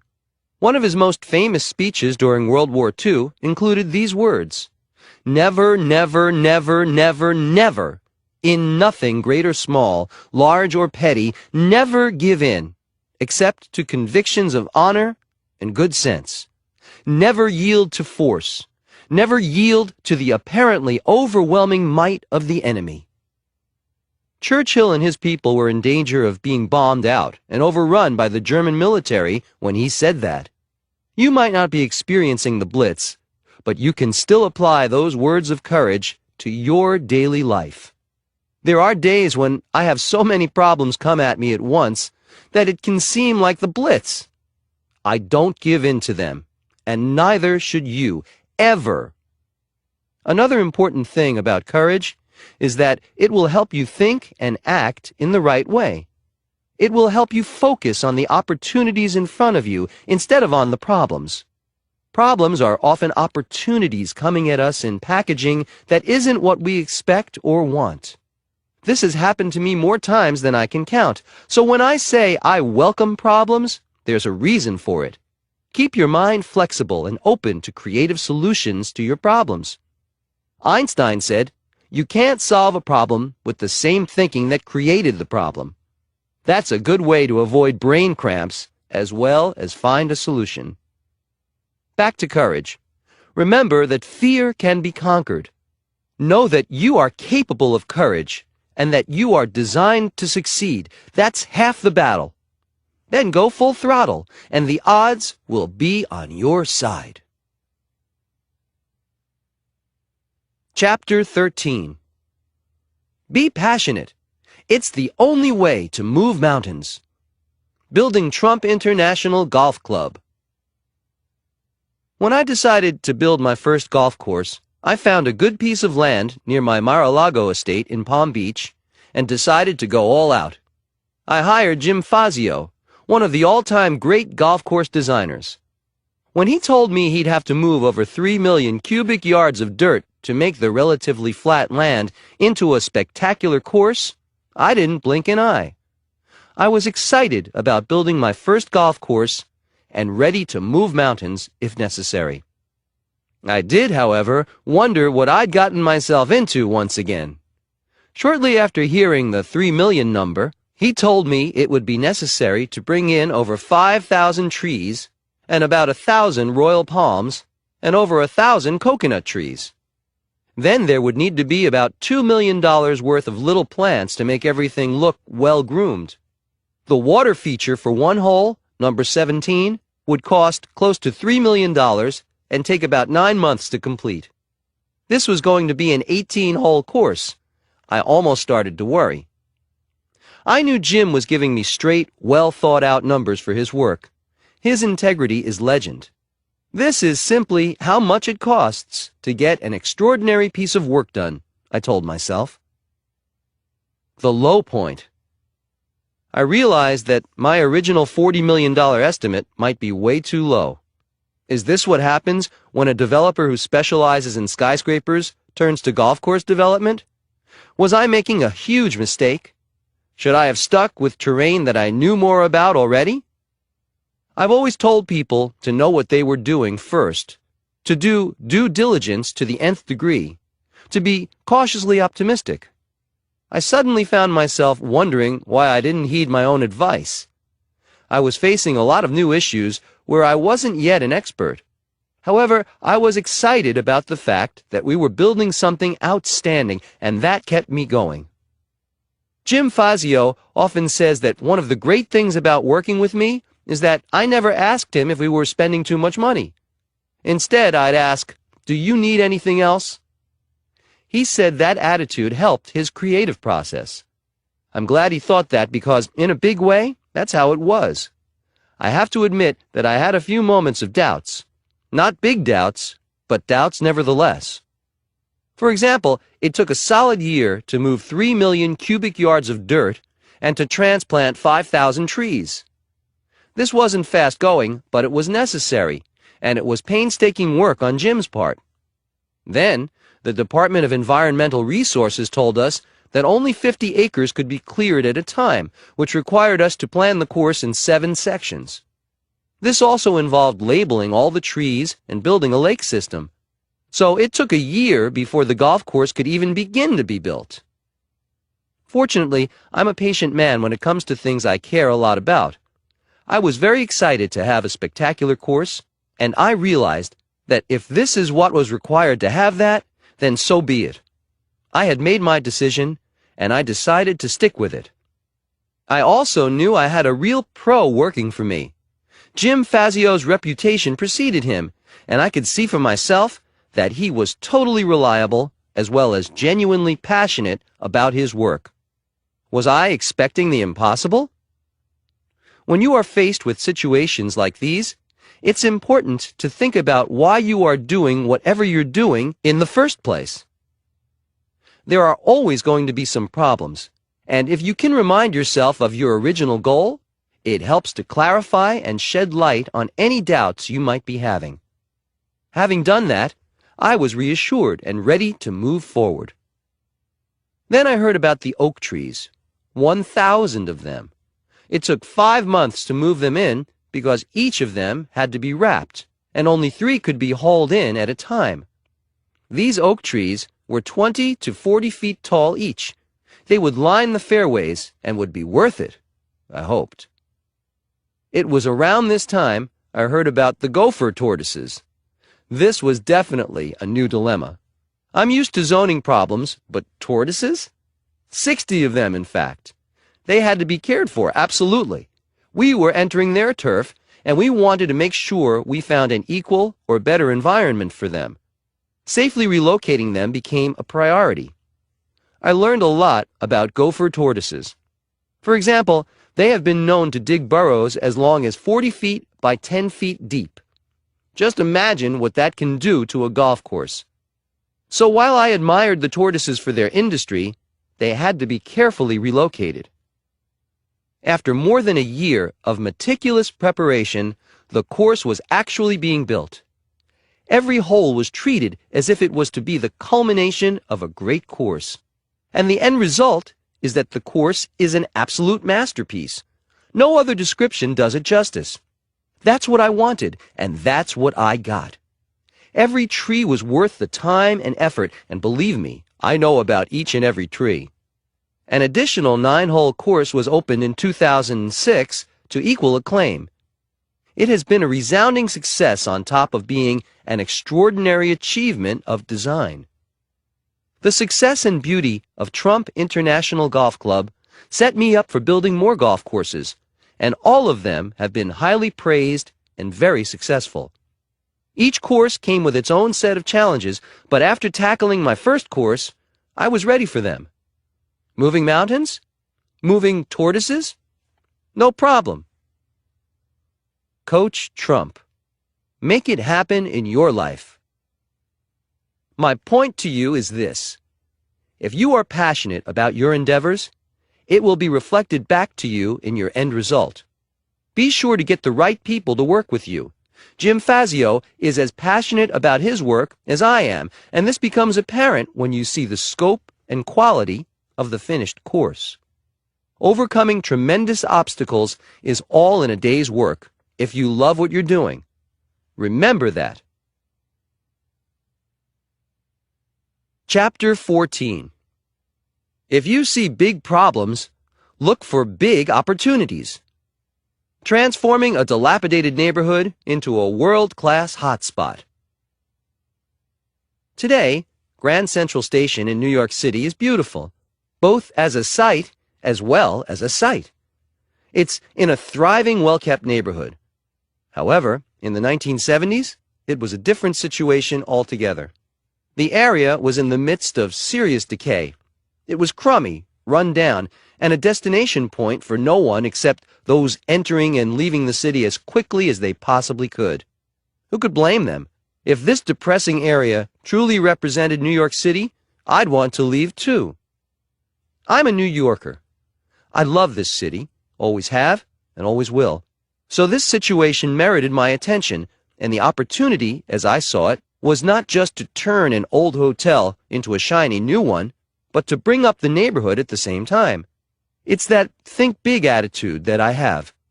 Why do one thing when you can accomplish two or more at the same time? The old Commodore Hotel next to Grand Central was in big trouble. It was a disgraceful sight. The people passing by were on their way to good jobs, coming from good homes, and they would continue this daily trek unless the city folded up and went goodbye, which wasn't likely to happen. I knew that the neighborhood was ready for change, and acquiring the Commodore Hotel became a quest. Even my father couldn't believe I was serious. He said, buying the Commodore at a time when even the Chrysler Building is in bankruptcy is like fighting for a seat on the Titanic. He knew it was a risk, and so did I. The flip side was that I knew it was a way to get the city to flourish the way it should. I'd be creating jobs and improving the neighborhood, for starters. I wanted it to be beautiful, and that gave me incentive to get through all the problems and negativity surrounding this project. That's a good thing to keep in mind. Use your mind to visualize how things might be as you go along. That can make a plethora of details and setbacks just a part of the plan. About 9 months before I was seriously into negotiations for the hotel, the owner, Penn Central Railroad, spent about $2 million in renovations that had no impact whatsoever. The hotel needed far more work. $6 million was owed in back taxes. It was not a pleasant situation for the owners, and they were ready to get out. Before I could purchase the hotel for $10 million, I had to structure an extremely complex deal with other interested parties. I needed a tax abatement from the city of New York, a commitment from a hotel company with experience running hotels, and financing. This was complicated stuff, and it took several years to negotiate everything. At one point, Penn Central wanted me to pay a non-refundable $250,000 for an exclusive option on the property. I had to stall on that. That was a lot of money for an obviously risky situation. In order to remain in the process but to have more time, I had my lawyers nitpick the contracts and slow everything down. Meanwhile, I looked for a designer who had what it took to make a spectacular building. One young architect named Dare Scott that I contacted was immediately interested. He understood that I wanted to change the dingy hotel completely, to basically wrap it in something new and shiny and give the whole area a new face. Note that I wasn't sure this deal was even going to go through, but because my goal was so clear in my mind, I went ahead and took the time to meet with an architect, as if the project was a done deal. That's positive thinking, but also pragmatic thinking, keeping things moving forward. If one thing doesn't work out, another will. Meantime, I will have met and connected with an architect that I respected and who respected me. If this deal fell through, I'd already know someone to reach out to for the next big project. I hired Dare Scott to do some drawings and asked him to make the presentation look as sleek as possible. I also started to look for an operator for the hotel. The hotel business was new to me at the time, so I needed to find someone with experience, a lot of it, because my proposal was for a 1,400-room hotel with 1.5 million square feet. That's big. I wanted a big operator, and the big names then were Hilton, Hyatt, Sheraton, Holiday Inn, and Ramada Inn. To me, the top of the line was Hyatt. Their hotels were contemporary and light, which would be the perfect antidote to the dark and dreary Commodore. It was also a fact that they didn't have a presence in New York City, though Hilton did. They might be interested. I was correct. They were. I called up the president, and we discussed a partnership. However, he was prone to changing his mind after we'd negotiate, and this was seriously interfering with any progress. So I called another executive at Hyatt who suggested I call the guy who really ran the company, Jay Pritzker of the Pritzker family, who owned a controlling interest in Hyatt. So I did. He seemed eager to meet me and came to New York. We made a deal quickly as equal partners. Hyatt would manage the hotel after I had it built. I was thrilled. We announced it to the press in May of 1975. I still needed to get financing and a multi-million-dollar tax abatement from the city. At least with a hotel partner, an architect, and rough cost estimates, I had something substantial to bring with me along with my big ideas, so I hired a real estate broker who had a lot of experience and who was in his 60s. I was only 27 years old at this time, and having a mature, accomplished presence with me worked to my advantage. We'd be making the pitch together for financing, and we'd make a good pair. That's a good point to remember. Get the right people to work with you. When dealing with Hyatt, it was critical that I had gone around the president who was slowing things down and called Jay Pritzker directly. Now, finding a dedicated broker who added the right balance to my image was a smart move. Am I tooting my own horn a bit? You bet. Getting financing quickly became a catch-22 situation. Without financing, the city wasn't about to consider a tax abatement. And without a tax abatement, the banks weren't too keen on financing. It seemed like a brick wall at every turn, so we decided to change our approach. We appealed to the bankers' guilt about the decaying city, and the fact that they were choosing to look the other way when someone, like me, had a great idea to change things for the better. I'd be changing a prime area that was headed toward becoming a slum into a vibrant new place. How could they not want to be involved? Of course, that didn't work. The low point. Here was the moment of truth. We finally found a bank that appeared to be interested.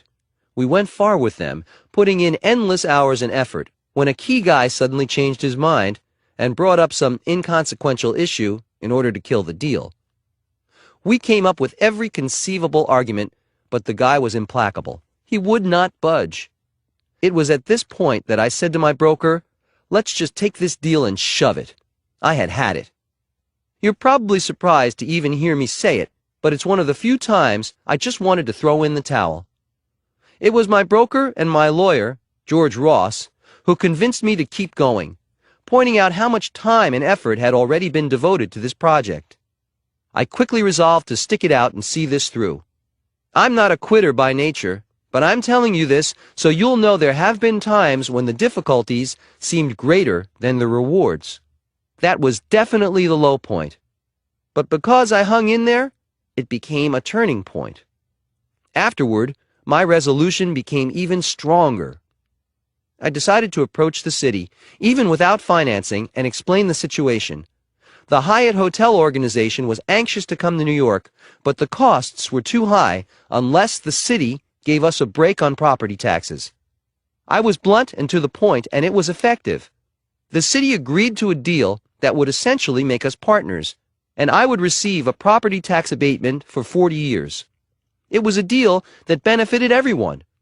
I would buy the Commodore for $10 million, with $6 million going to the city for back taxes.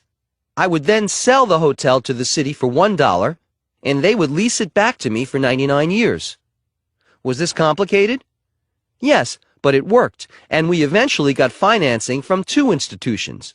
One of them was directly across the street from the Commodore. I don't think they wanted their neighborhood to continue into decline, which they knew it was headed for. They knew a new and beautiful hotel could bring their area back to prime time, prime space, and prime business. The result. I don't know if you have seen the Hyatt at Grand Central, but it has 4 exterior walls of mirrors as a facade, which reflect all the wonderful architecture of the area. Incredibly, this at first made people furious when it didn't fit in with the existing neighborhood design. What they didn't realize is that the reflections of the surrounding buildings emphasize their beauty and importance to the Manhattan skyline. Now people and critics love this building. It started the revitalization of the Grand Central area and opened in 1980 to great success.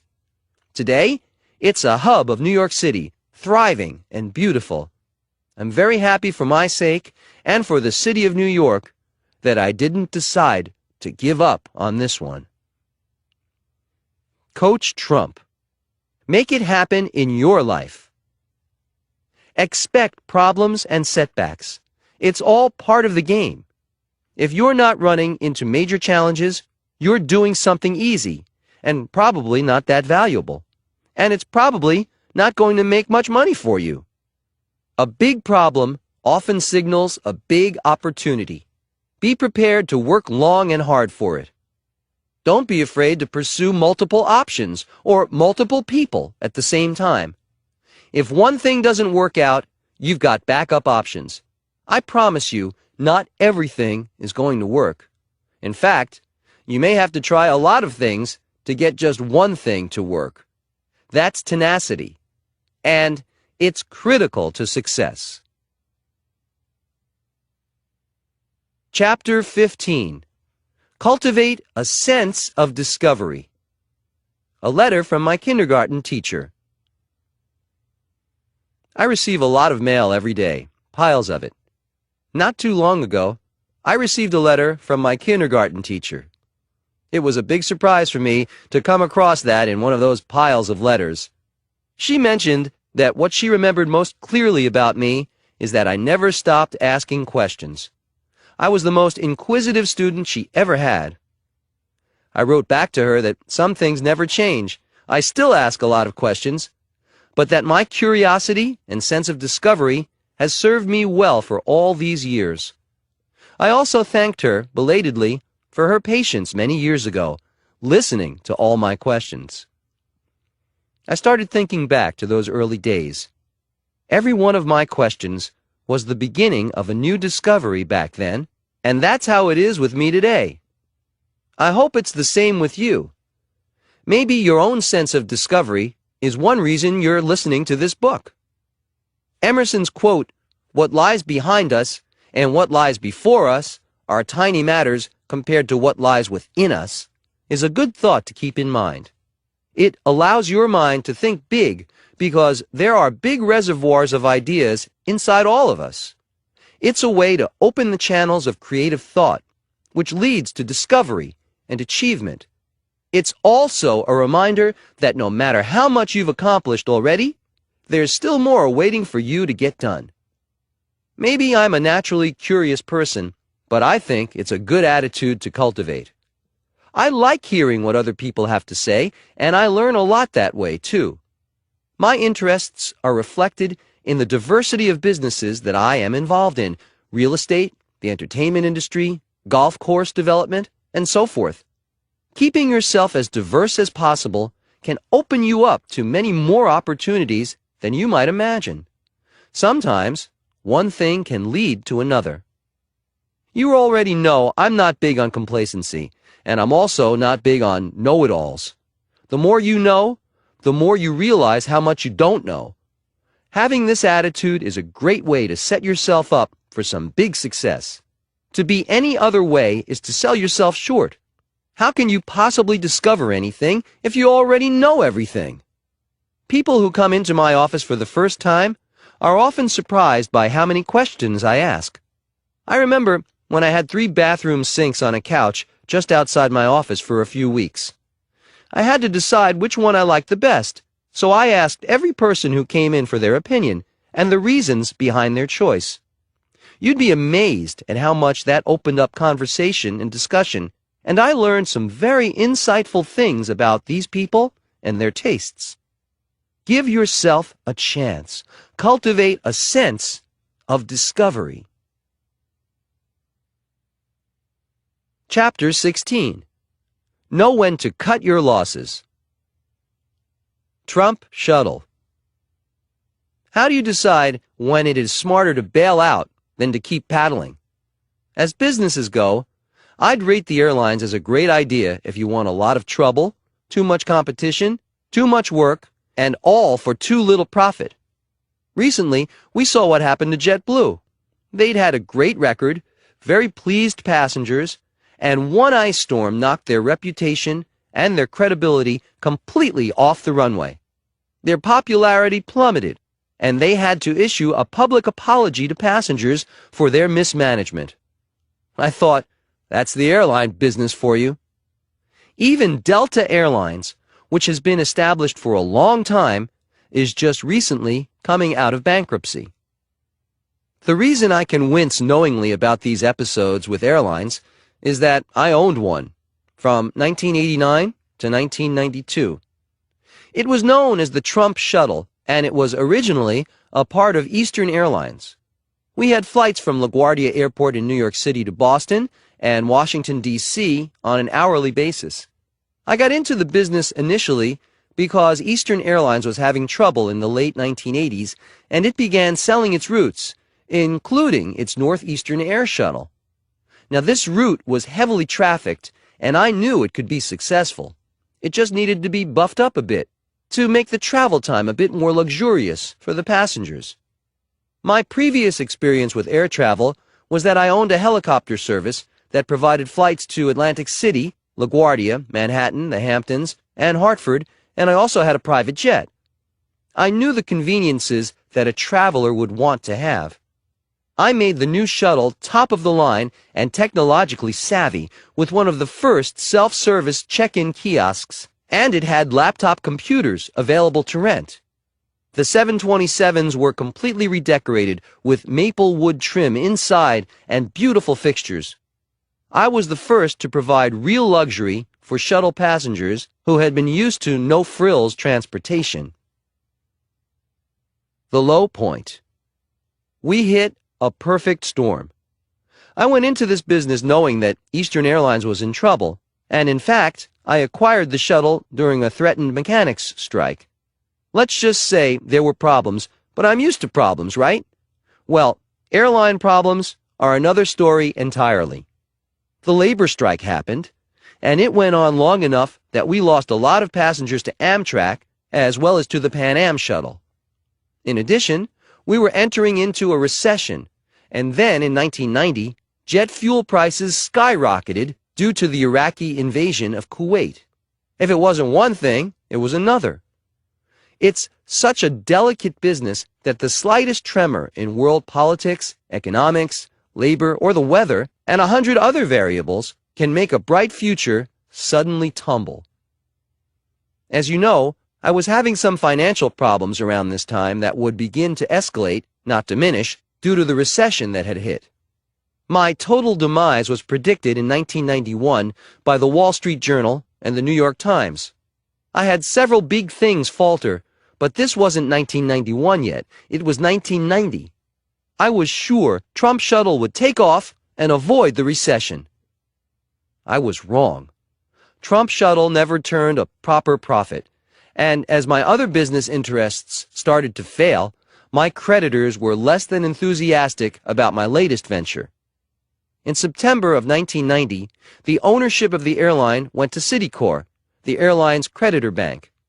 It's a complicated story, but to make it short, Trump Shuttle finally ended as such in April of 1992, and it was merged into a new corporation, which U.S. Airways bought. I have to admit, I was relieved to be out of that business.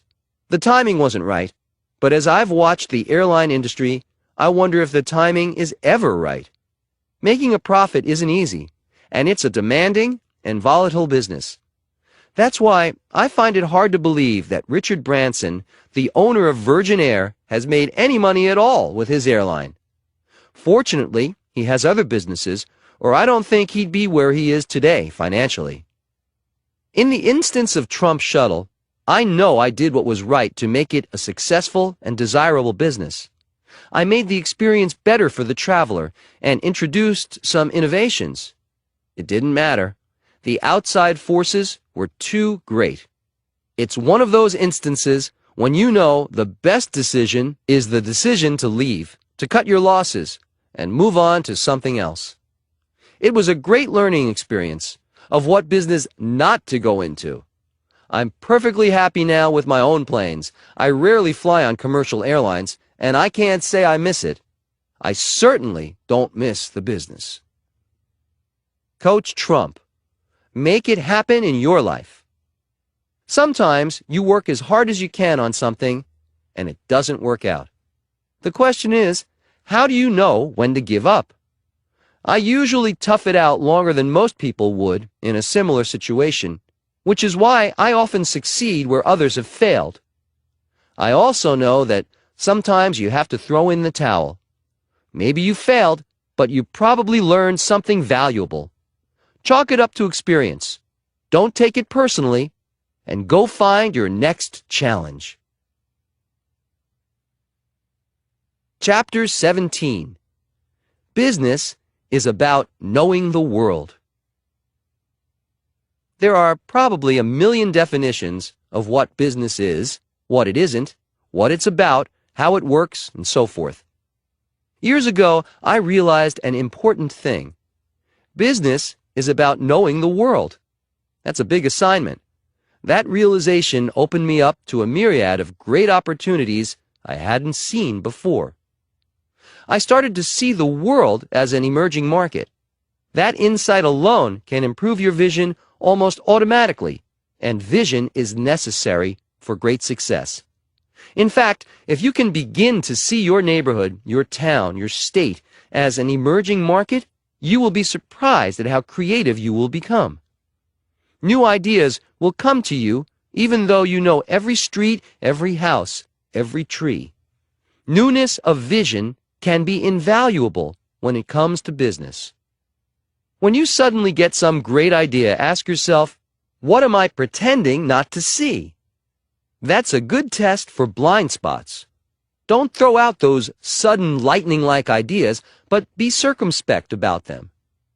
Knowing the world means seeing the whole picture. That is definitely preferable to seeing a narrow slice of life and being content with a small amount of local knowledge. What we don't know can be as important as what we do know. If that thought doesn't make you endlessly curious about the wide world, I don't know what will.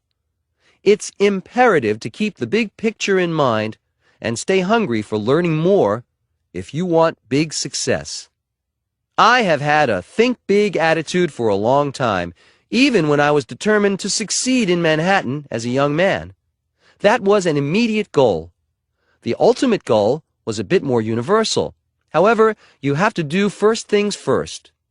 Now I am developing in many countries throughout the world, and the Trump brand is known globally.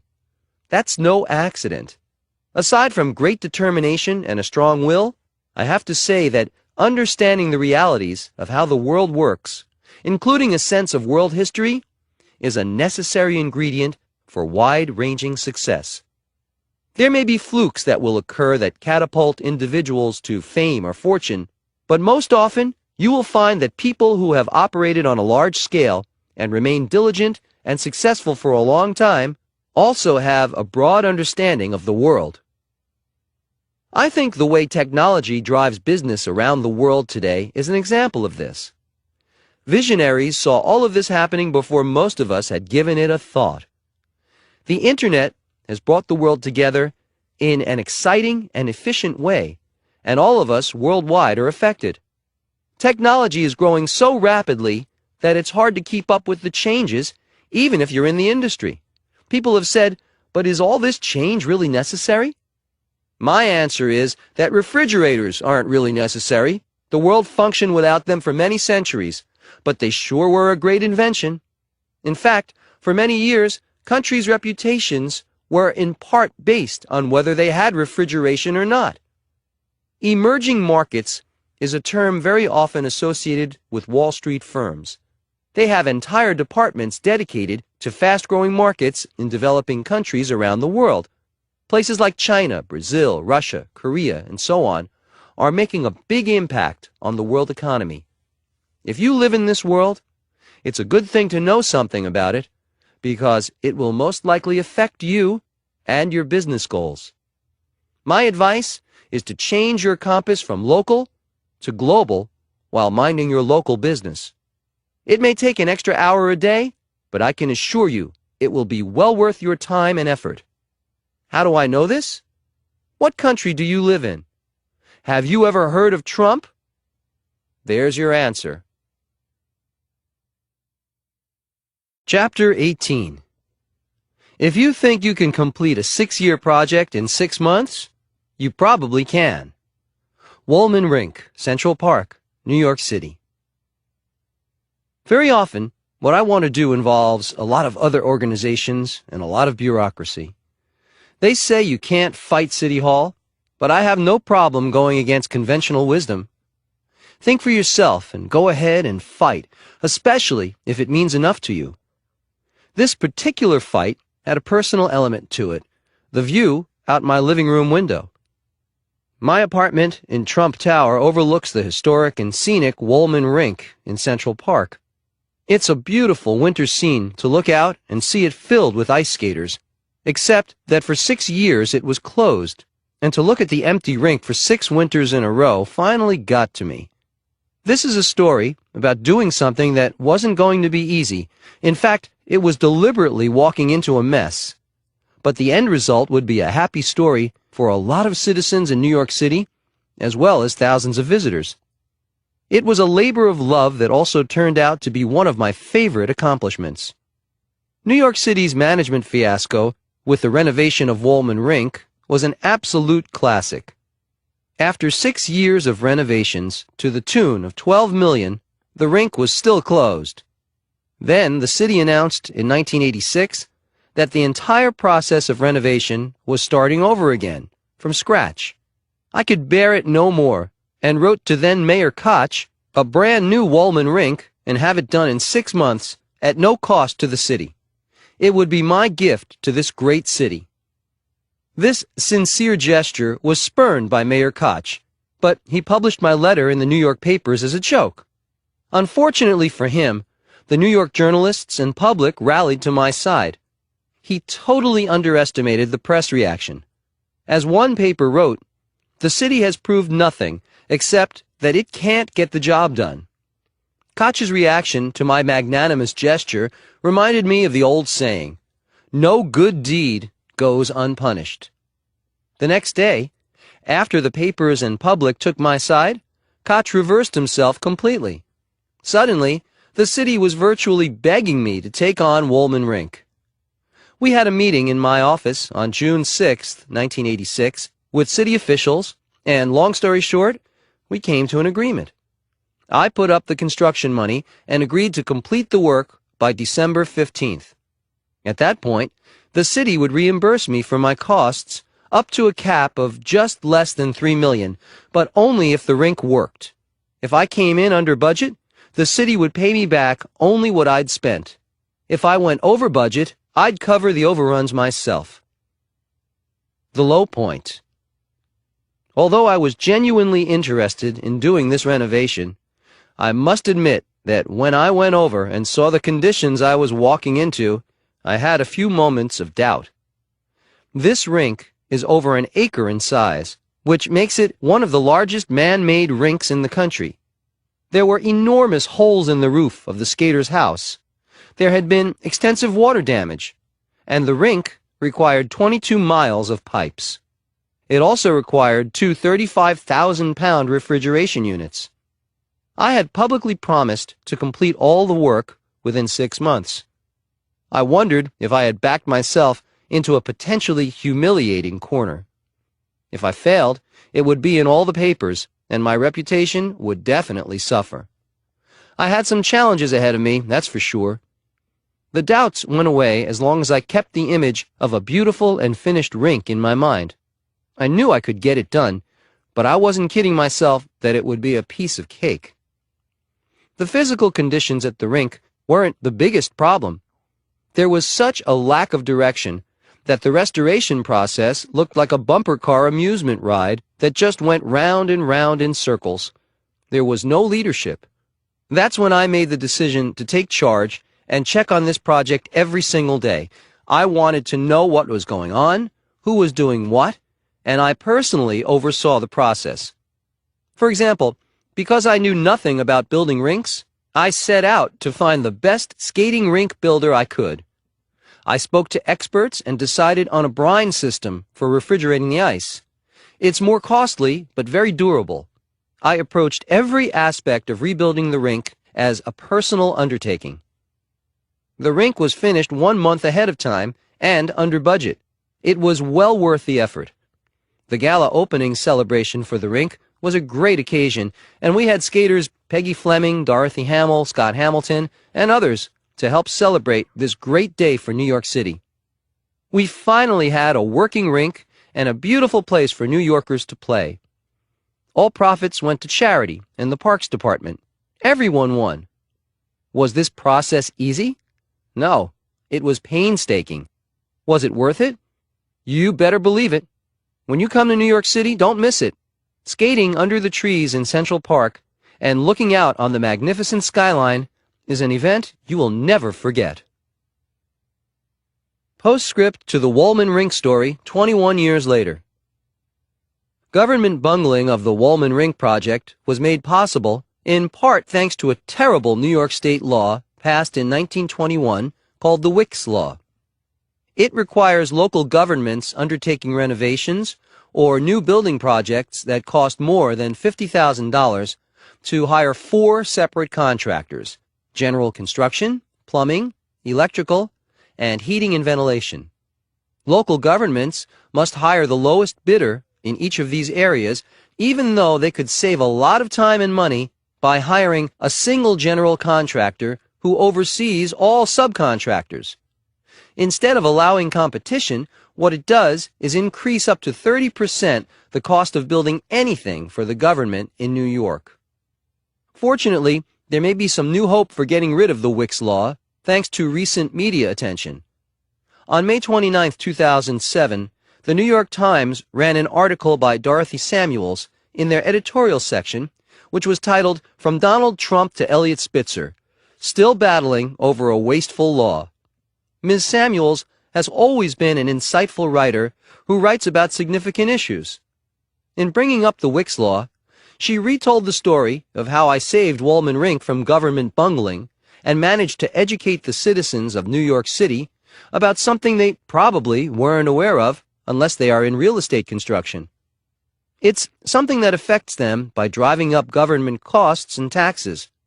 I have to say, it was nice to be remembered 21 years later as someone who tried to make a difference and did.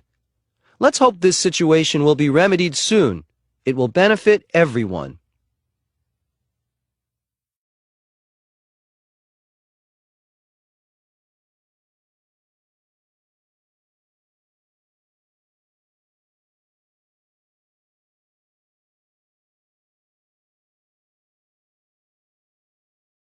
Chapter 19. Don't let fear stop you, even in front of millions of people. Doubts will continue to surface, even after you've made up your mind to go forward. A Saturday Night Live story. What do you do when doubts continue to surface, even after you've committed to go forward? A lot of people mistakenly think that I stride the planet in a state of absolute certainty all the time. The truth is, there are times I have to wrestle with doubts after I've made big decisions.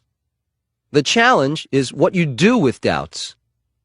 Handled poorly, doubt can sap your spirit and resolve.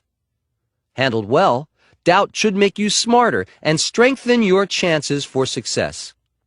I will always remember the day Jeff Zucker, the president of NBC, called to make an appointment to see me in my office. The Apprentice was already the hit of the season on NBC, and I didn't think he'd be making a social call, considering the schedules both of us keep. However, I was not prepared when he came in and said to me, "Donald, do me a favor. Host Saturday Night Live." Hosting Saturday Night Live is usually a job reserved for professional entertainers, from Billy Crystal to Kevin Spacey, from Robin Williams to Alec Baldwin. While I was honored to be asked, I wondered if this was a very big chance to make a fool of myself. I had a few moments of doubts like that, and then realized it would be a great opportunity as well as a great challenge. It might even be fun. I said yes. The low point. I didn't really know what I was getting myself into, but it was too late now. After Jeff left, I started thinking of a live audience, comedy skits, a monologue, facing off with Darrell Hammond, who imitates me very well, and who knows what else they'd come up with. This is a particularly good story for this book because it illustrates how doubts, potentially one of the worst forms of adversity, can continue to surface even after you've made up your mind to go forward courageously with some big risk. Let me tell you, I had major doubts about this one. It's not always smooth sailing just because you've decided to do something with enthusiasm. Running through my mind was the fact that if the show was a disaster, millions of people would witness it live without edits. It was a great opportunity to flop on a huge level. The doubts swelled, and I knew I had to regroup. The more I thought about it, I realized the show is legendary. I know its creator, Lorne Michaels, and the writers are fantastic. I knew I'd give it my best shot. As I've always said, you've got to think big. Anyway, the process of this live show was an incredible experience.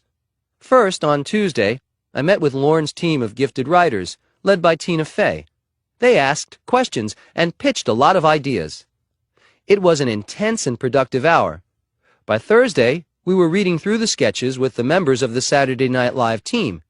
They are pros, but very amiable and helpful, so it was a pleasure, and I felt some of my nervousness vanishing.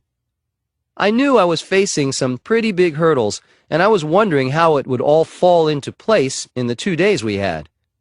I was also wondering how I would remember everything. I'm used to doing my own material, and as a public speaker, I'm at ease. However, this was a different scenario entirely. Our first full day was on Friday, where we did run-throughs of the skits on the Saturday Night Live stage. The sets weren't finished, but the theatrical aspect of what I was getting into was very apparent. There was so much going on around me that I didn't have time to take into account the fact that I was feeling apprehensive. They had me in a lot of skits. I would be a hippie in a business meeting, the author of a romance novel, a lawyer, a character in The Prince and the Pauper, along with Darrell Hammond, a keyboard player, and more. In addition, the costume changes had to be taken into consideration. There wasn't much time between skits, and one skit required a mid-skit costume change. Fortunately, they have a wardrobe team that later takes over and navigates you through the show. Since I'm a guy who likes to know everything that's going on, I will admit that a few times I felt a bit overwhelmed. Things were going pretty well, and my confidence level was improving, especially when I saw that the Saturday Night Live regulars were enjoying the proceedings and having a few good laughs themselves. Then I saw my costume for the chicken wings number. This was a commercial for Trump's House of Wings, a skit that was popular from the first time we tried it out. It involves singing chickens, with me in the middle of them. I don't need to say more. I had already said the chicken outfit was out, and what they gave me instead wasn't much better. A bright yellow polyester suit that would make anyone look like a sitting duck for smart comments. I remember saying to someone, "What have I gotten myself into?"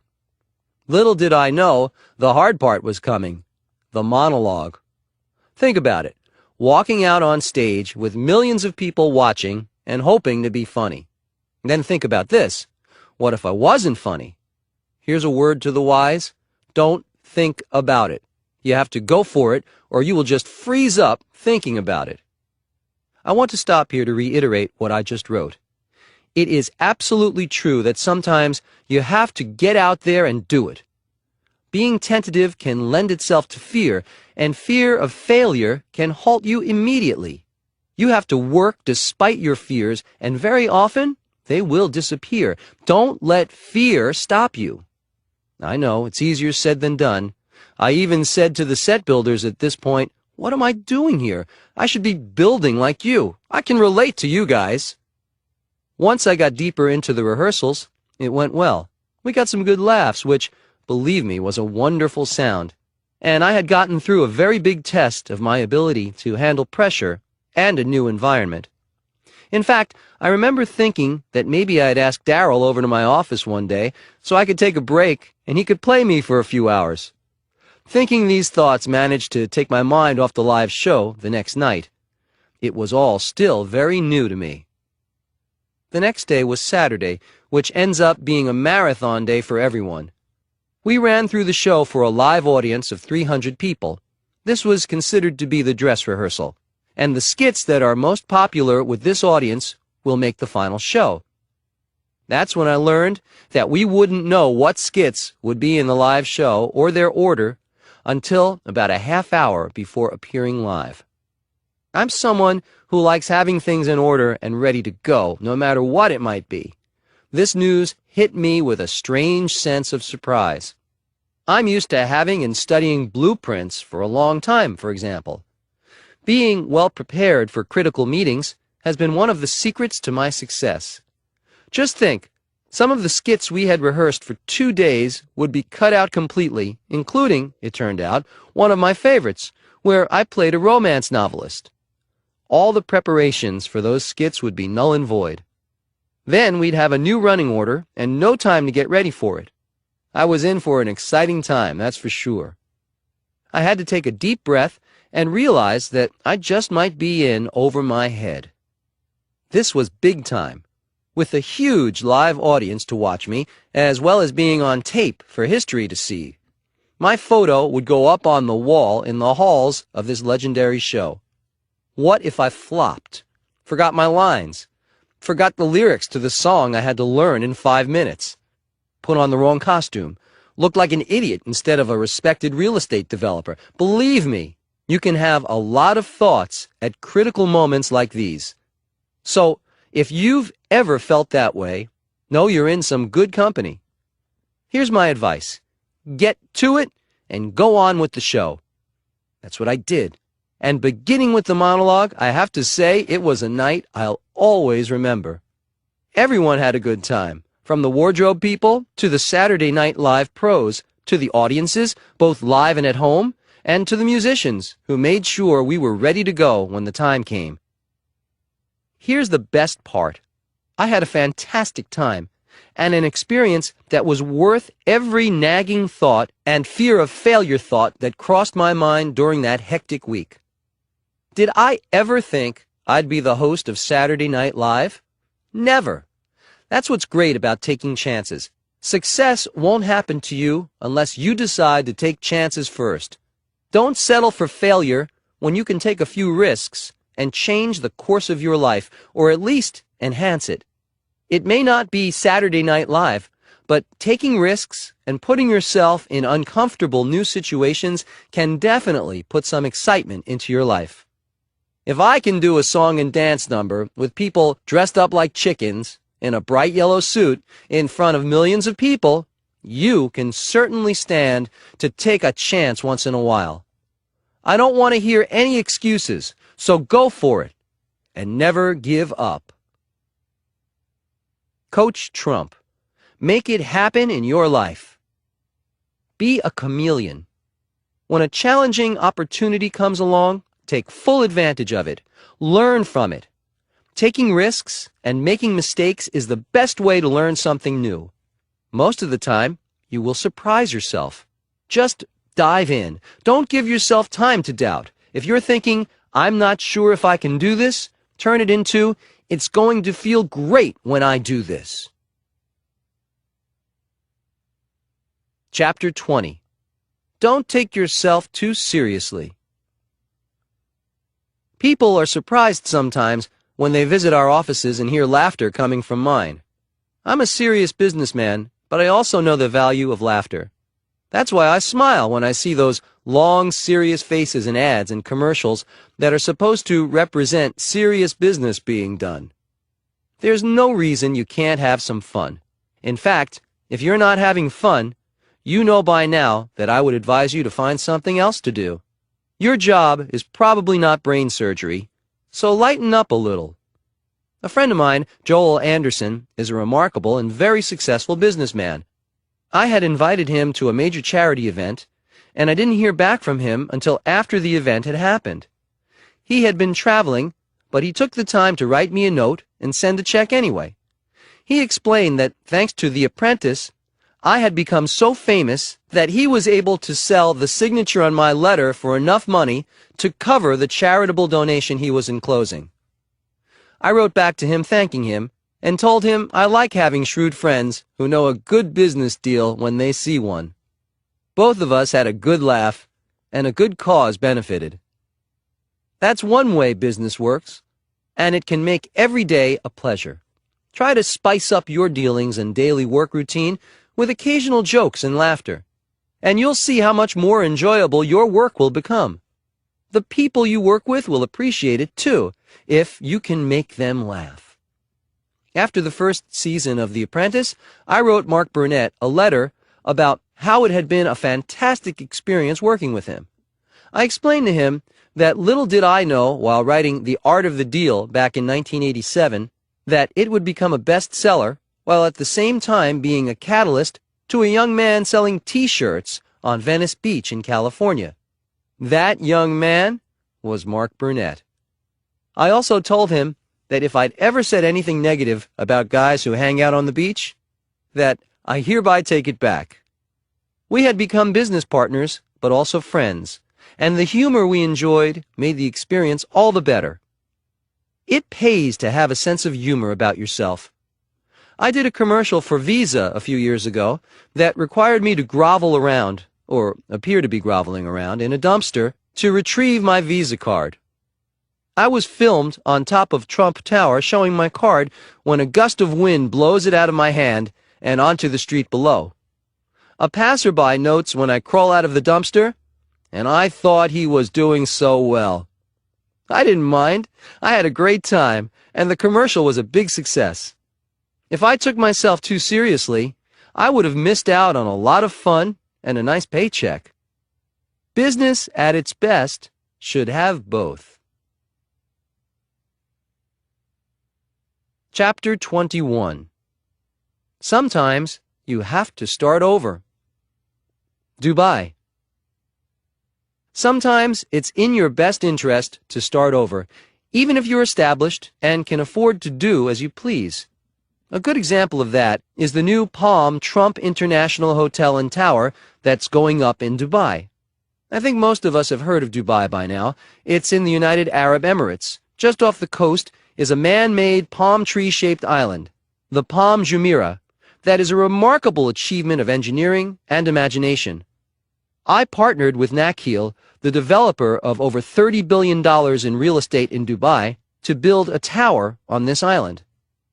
Nakheel, in Arabic, means palm trees, so it follows that this would be their imprint in the Arabian Gulf. In 2005, we went into partnership and agreed that our hotel, which will be the luxury pivot point of the Palm Jumeirah, should be an extraordinary example of design and innovation. We both had the experience, the credentials, and the desire to do something amazing. One thing that attracted me to Nakheel, aside from their proven record of success and expertise, was their innovative approach to whatever they did. Our original design for the hotel garnered a lot of publicity. It was a tulip design that would have a state-of-the-art exoskeleton frame. We were excited about this iconic design. The price tag would be $400 million to complete it. However, after reviewing the design, we realized there were some problems with it, and we agreed it looked a bit heavy. So we decided to start over. We just scrapped it. Don't ever be afraid to change your mind about something. There is nothing wrong with that. Yes, we'd spent time and money on the first design, but when you're going after the extraordinary, sometimes you have to take extraordinary pains to achieve it.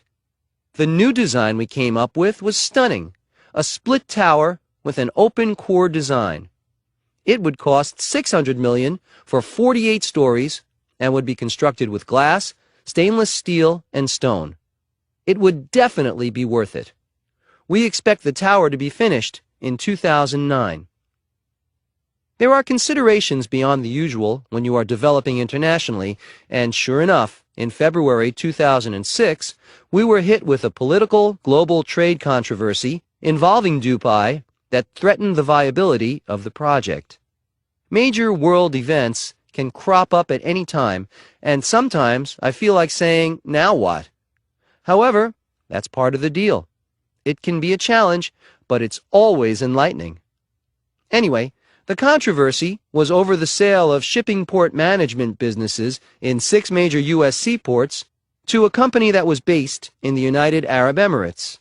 This received huge attention as a national security debate in the United States. The question was whether such a sale would compromise port security. This put Dubai in the national and international spotlight. For us, that could be good, and that could be bad. The good news was that suddenly everybody knew where Dubai was. The bad news is that controversy, especially concerning national security, could work against spreading the message about Dubai being a fantastic destination. It took us time to fully comprehend the echo effect of this controversy. I found it interesting that this development followed shortly after our deal went through in the United Arab Emirates, but all we could do was ride it out. I was relieved when it was resolved quickly and amicably. Eventually, U.S. security concerns were addressed, and Dubai demonstrated it understood the importance of security. We are looking forward to a 2010 opening in Dubai, and I already know it's been worth every change and every challenge. There may be a few more challenges along the way, but I'll be ready for them. Coach Trump. Make it happen in your life. Be resilient. Sometimes a challenge will knock you down. Your plan may be a bust, or your goal may be unattainable for a time. You may be stopped in your tracks. Get back on the horse. Deciding to try again is the first step toward getting it right the next time. Chapter 22. I told my friend he was a big-time loser. The power of focus. I'm fortunate to have the capacity to change my thought patterns quickly, to focus on something new without a long adjustment period. For example, people have commented on how quickly I conduct meetings. I can lead effective and productive meetings one after another without any downtime between them. I credit this ability to knowing what focus really is, and the ability to get to the point very quickly. My focus is always on the solution to whatever the problem or challenge might be.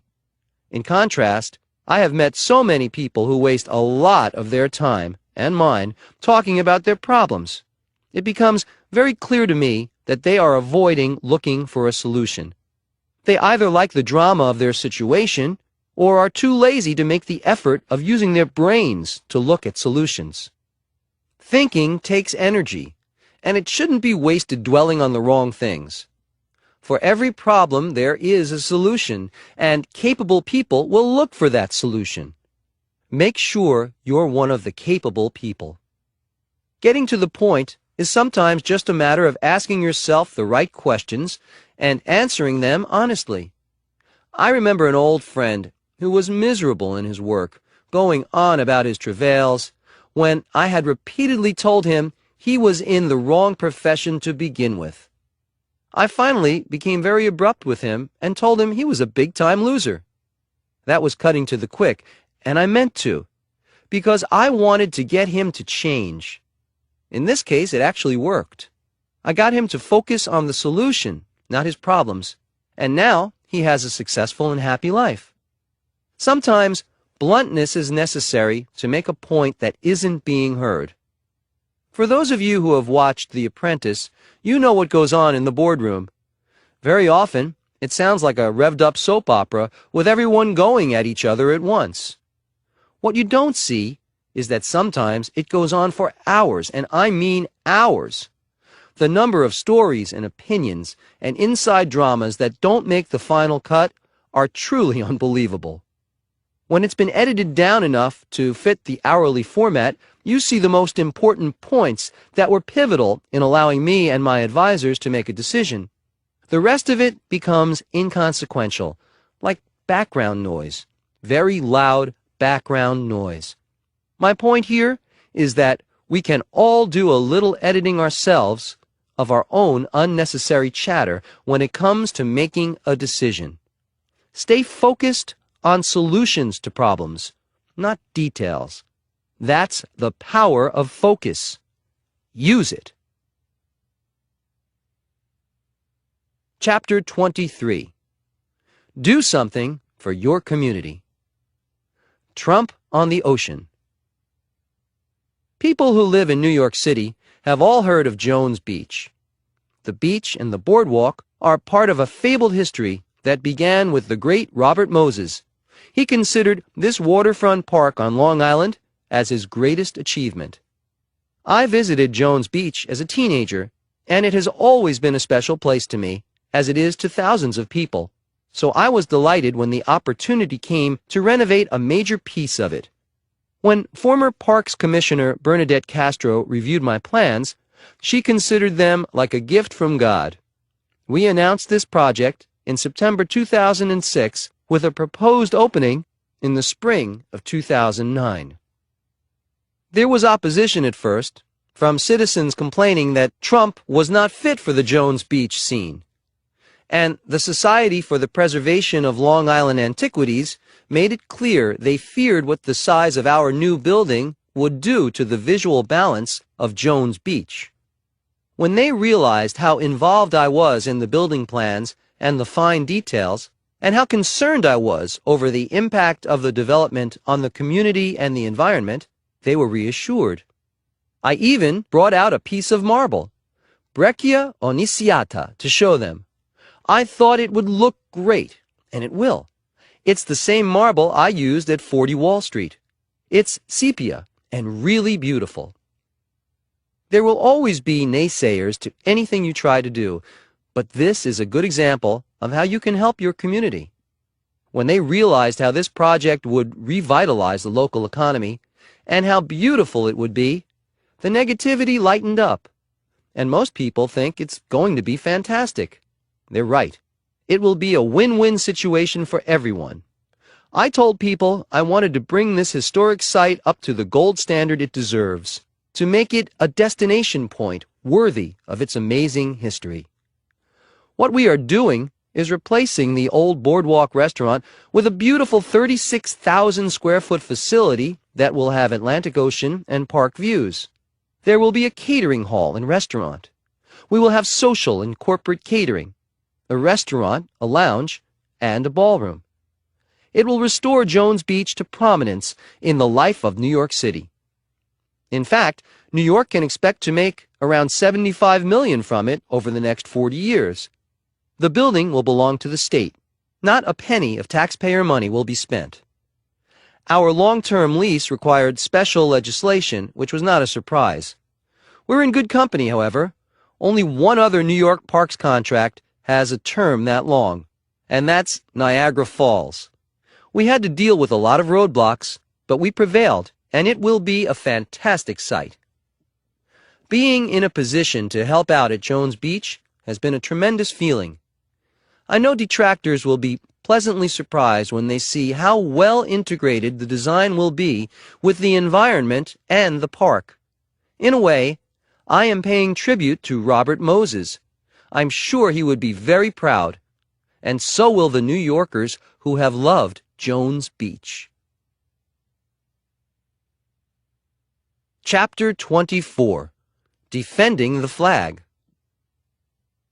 I have been fighting battles over flying the American flag. Can you believe it? At my California golf club, Trump National Golf Club, Los Angeles, I put up a big American flag and built a flagpole specifically for that purpose. Suddenly, they were saying it was too big. Too big? Too big for what? It faces the Pacific Ocean. I think the Pacific Ocean can handle it. I never thought that flying the American flag on American soil would be considered subversive, but that's what it amounted to. Although there will always be some small-minded people who have a complaint to make. They made their complaints, but then came the backlash. Everyone rallied to my side in defense of keeping the beautiful American flag waving. The publicity was terrific, not only for patriotism, but for my property. Suddenly, everyone knew about this beautiful golf course that fronts the Pacific Ocean, and everyone knew that the American flag meant enough to me to go to battle for it. I didn't have to do much persuading to keep the flag. The uproar that ensued did the persuading for me. So, I decided to put up the American flag on my Mar-a-Lago estate in Palm Beach, Florida.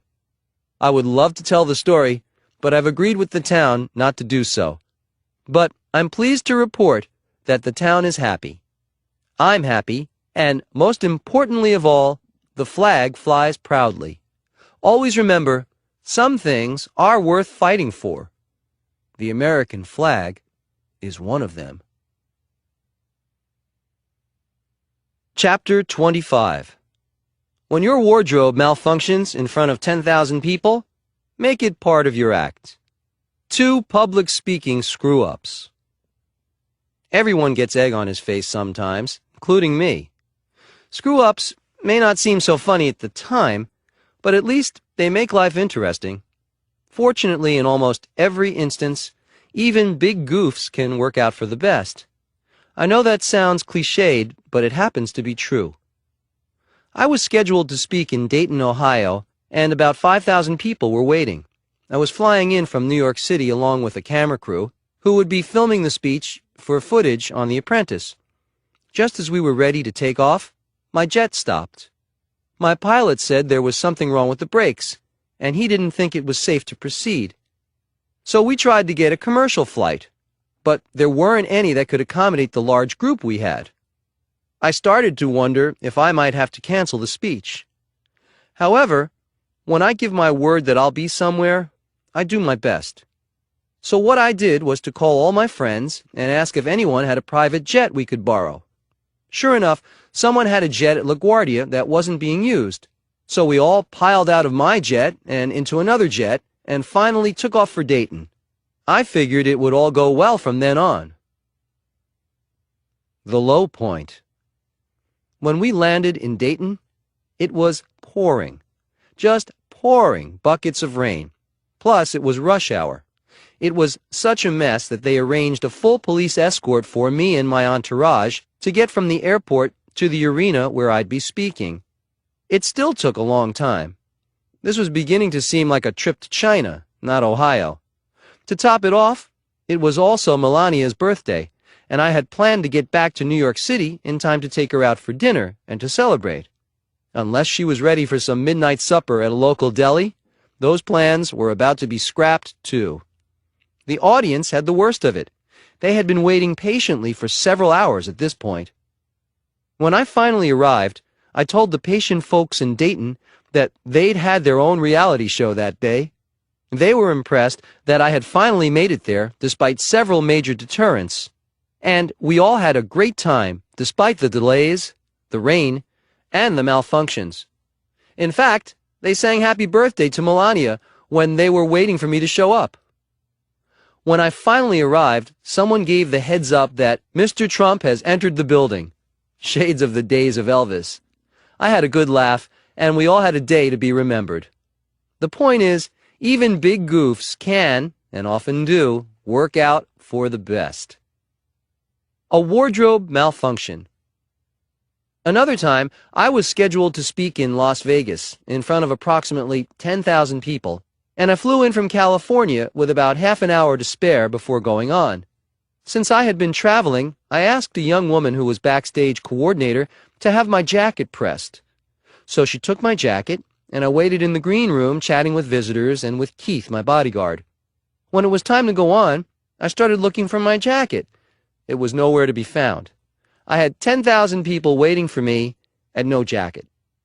The young woman appeared and told us she'd sent my jacket out to a nearby hotel to get pressed, and it wasn't back yet. We were astonished. With a half hour to go before stage time, no one sends out a jacket to be pressed. We thought she'd have it steamed or pressed on the premises, but she was obviously new at this job. I wasn't happy about it, but what could I do? I borrowed Keith's jacket, even though Keith is a bit larger than I am. It had to suffice. I was a few minutes late getting to the stage, but the crowd didn't seem to mind too much. I told them about what had happened backstage and apologized for a jacket that neither fit nor matched my suit.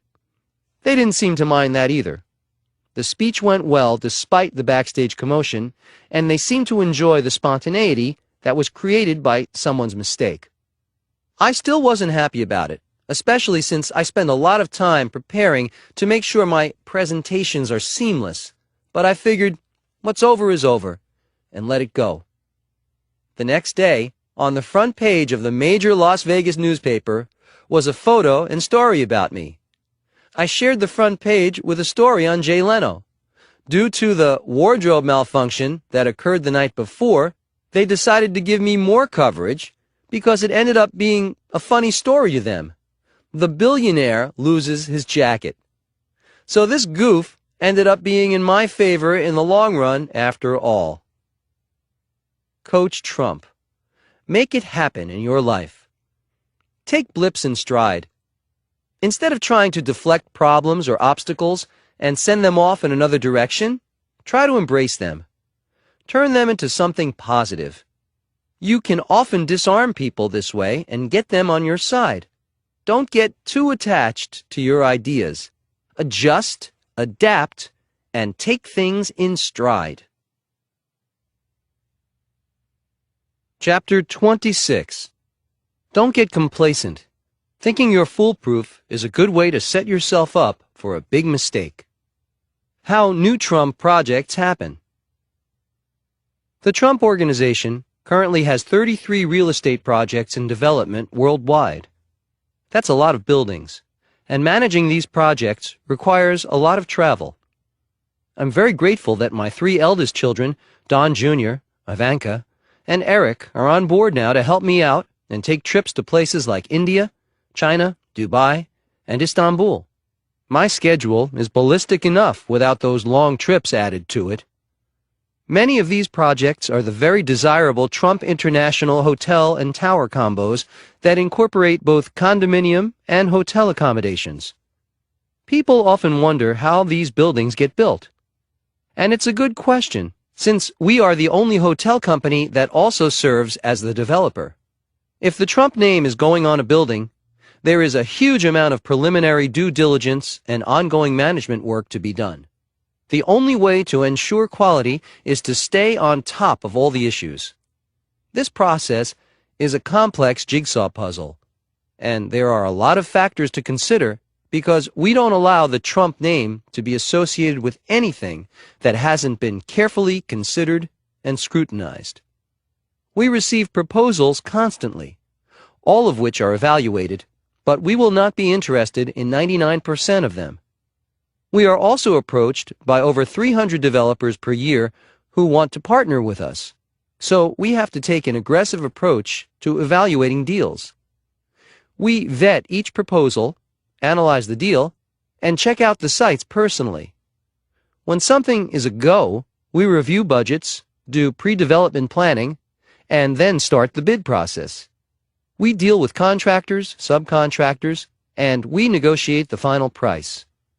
Every construction document has to be reviewed by our team. Next, we start weekly construction meetings and sales and marketing meetings. We speak to representatives on our job sites every single day. Nothing is left to chance. That's one reason for our success. Because we have many international developments now, one thing we deal with is securing financing in foreign countries. This can sometimes be complicated if the country has a track record of political instability. If we get in at the right point in a real estate growth cycle, it may still be relatively inexpensive to build there, but with good growth potential. So we will take advantage of the opportunity.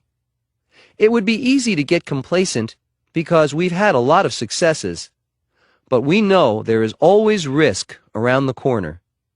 We avoid being complacent by being diligent in our preparations.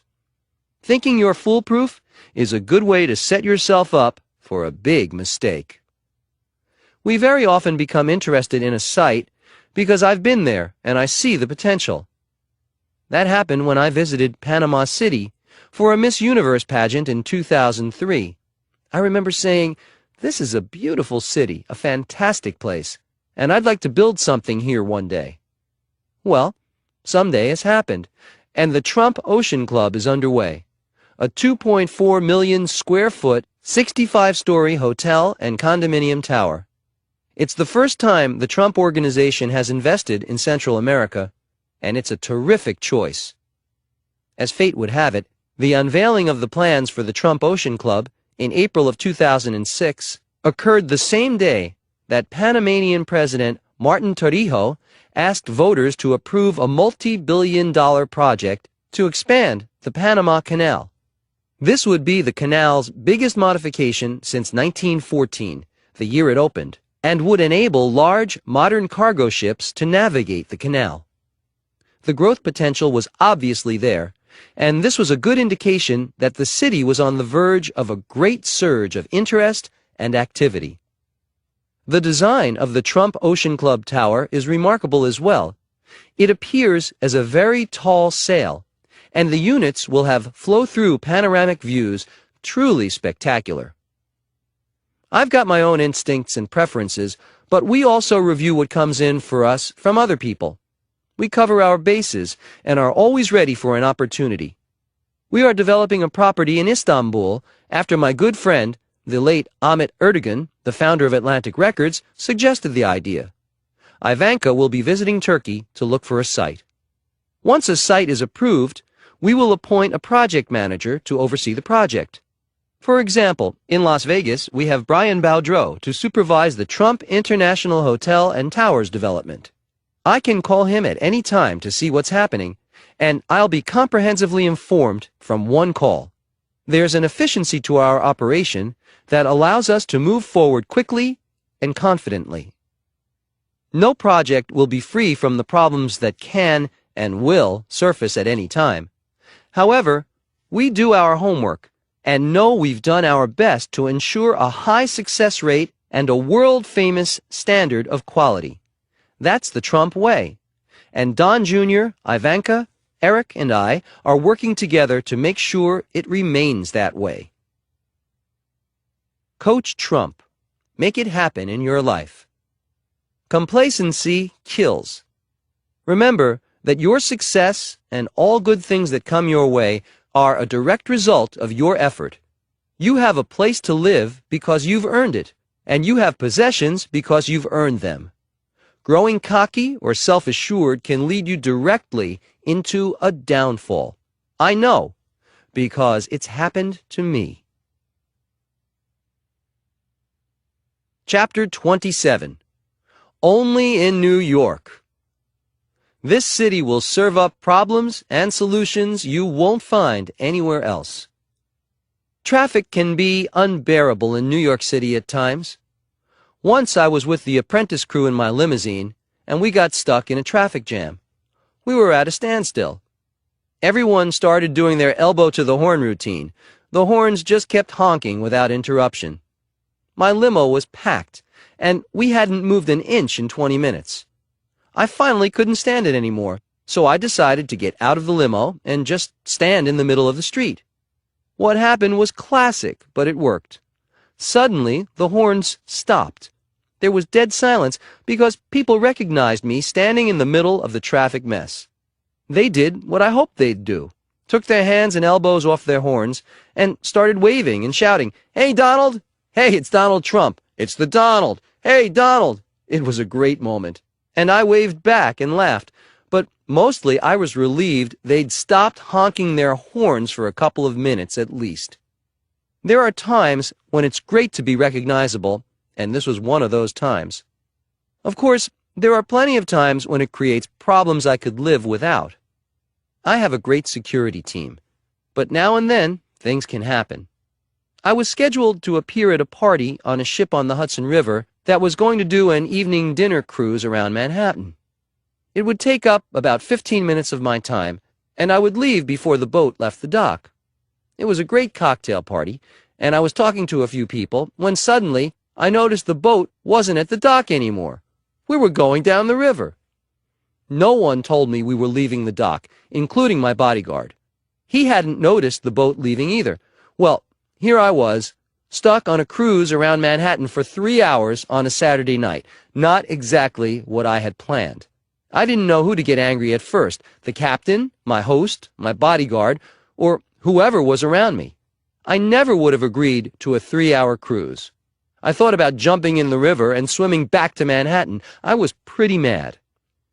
Anyway, since there was nothing I could do about it, I decided to go with the flow.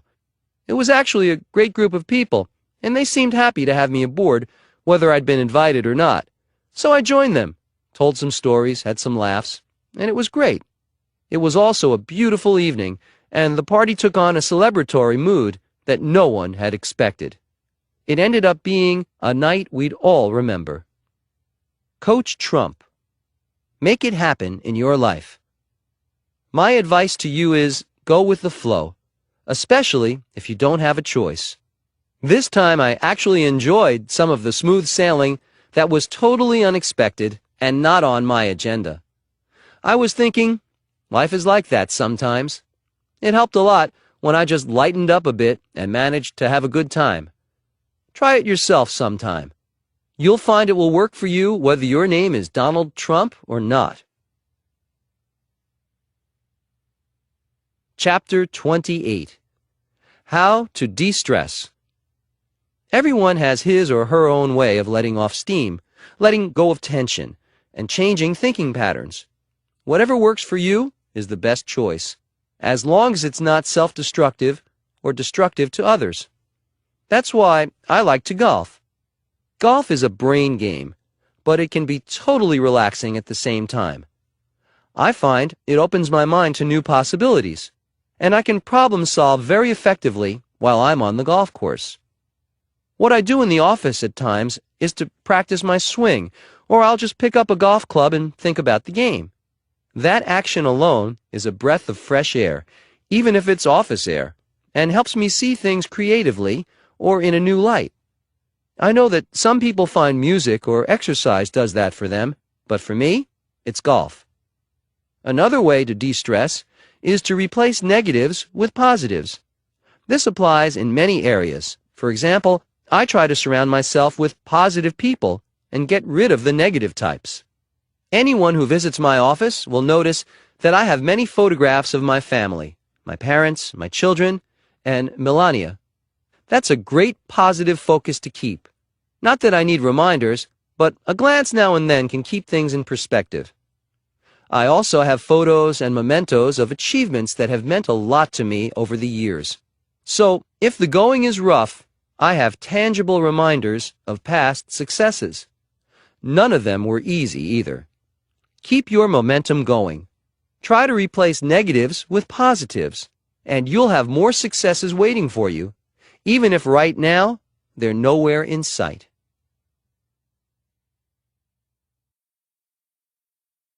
Chapter 29. You will be attacked for trying to change anything. Mar-a-Lago. Marjorie Merriweather Post officially opened her Mar-a-Lago estate in 1927. She was then Mrs. Edward F. Hutton, and she spent 4 years constructing this incredible estate, which is on a coral reef in Palm Beach, anchored by concrete and steel. For you etymologists, Mar-a-Lago is Latin for sea to lake. Just from those few facts alone, you will begin to get a sense of the history of this magnificent estate, which I saw for the first time in 1985. We've all heard of love at first sight, and I got that lightning bolt the first time I saw Mar-a-Lago. I immediately knew it had to be mine, all 128 rooms of it, all 110,000 square feet of it, all 20 acres of it. I knew it might not be easy, but I knew it couldn't have been easy to build something like this, and the challenges were apparent. It was a bit of a wreck from neglect, but nevertheless, I was determined to own it. I think you should know a bit about how Mar-a-Lago came into being, considering it's a historical monument. Ms. Post, who was the serial heiress, obviously thought details were important. 3 boatloads of Dorian stone were shipped from Italy. Over 36,000 original Spanish tiles were laid. 2,200 square feet of black and white marble from an old castle in Cuba were used for the dining room floor, and a 75-foot tower topped the main structure. Palm Beach society was under the combined forces of Mar-a-Lago and Post, and for good reason. This place surpassed the glory of Newport and San Simeon mansions in a New York minute. In 1969, the Department of the Interior designated the estate as a National Historic Site, and the property was placed on the National Register of Historic Places. After Ms. Post's death in 1973, The estate was transferred, according to her will, to the federal government for use as a presidential retreat or for diplomatic purposes. 10 years later, because there were security concerns, as well as a huge maintenance bill, the government conferred the title back to the Post Foundation. Then I came along in 1985. A lot happened between 1985, which was my first glimpse of this spectacular wreck, until 1995, when it was opened as a private club. Buying the property was the easy part. There weren't too many legitimate offers out there. I paid the Post Foundation a grand total of $8 million for the house and the grounds, including $3 million for all of the original furnishings. This included the china, the crystal, and the goldware. This was a record-setting price, but in reality, it was a low price for Mar-a-Lago. Another reality I was soon to face was the opposition of Dina Merrill, Mrs. Post's daughter. Although she was more concerned with her acting career than with the well-being of this priceless estate, she did everything she could to thwart me. However, other members of the Post family took my side and realized that I would preserve the integrity and elegance of Mar-a-Lago. One of them, Marjorie Post Dye, the first grandchild and namesake of Marjorie Merriweather Post, referred to me as a big blue-eyed guardian angel hovering in a holding pattern just waiting to land and take charge. This family member later told me I had saved Mar-a-Lago. My point is this: you will always have detractors. That's life. The higher you aim, the more opposition you will encounter. In spite of this, there will always be someone who will see your good motives for what they are. Around Palm Beach, Mar-a-Lago was known as a white elephant, magnificent but impossible to maintain. Jimmy Carter gave it back to the Post Foundation because of what it was costing the taxpayers to maintain. As you know by now, I like a challenge. I used the house as a private residence until 1995, but my first thought when I saw it was that it would make a fantastic private club. Along with this great idea came another huge obstacle. Zoning and local ordinances would never permit this. It would never happen. It had to remain as a private house, or the property would be subdivided. This was a horrific thought, but that was reality. I was living very happily with my family at Mar-a-Lago, even though it is far too big as a house. There were parts of it I had never seen. There were bomb shelters, for example, and many wings were left vacant. The low point. Then, in the 1990s, I ran into a financial crisis, to the tune of billions of dollars. You can imagine my thoughts. Great time to own a money pit. But I can tell you, I didn't actually find it a great weight. I had so much else to worry about that even with its problems, Mar-a-Lago felt like a minor weight to me. I remember being in a room full of bankers, trying to work out a very complex situation, and they were friends who were truly trying to be helpful. Trying to be light-hearted in a dire situation, I said to them, "Well, since it's Friday, I think I'll go down to Mar-a-Lago for the weekend on my 727. They didn't think that was very funny, and I knew immediately I'd made a big mistake. So I quickly told them I was going to subdivide Mar-a-Lago and call it the Mansions at Mar-a-Lago, and promised them it would be a huge moneymaker. That worked. I saw their anger disappear immediately. However, now I was stuck with doing something about what I'd just promised. The thought of subdividing Mar-a-Lago was anathema to me. I went to Palm Beach with the idea in mind because it was a logical solution to the problem, and I met with the town attorney and the town building inspector. I thought I was entitled to 14 lots, but they suggested I ask for 8, because then the zoning board would go through quickly.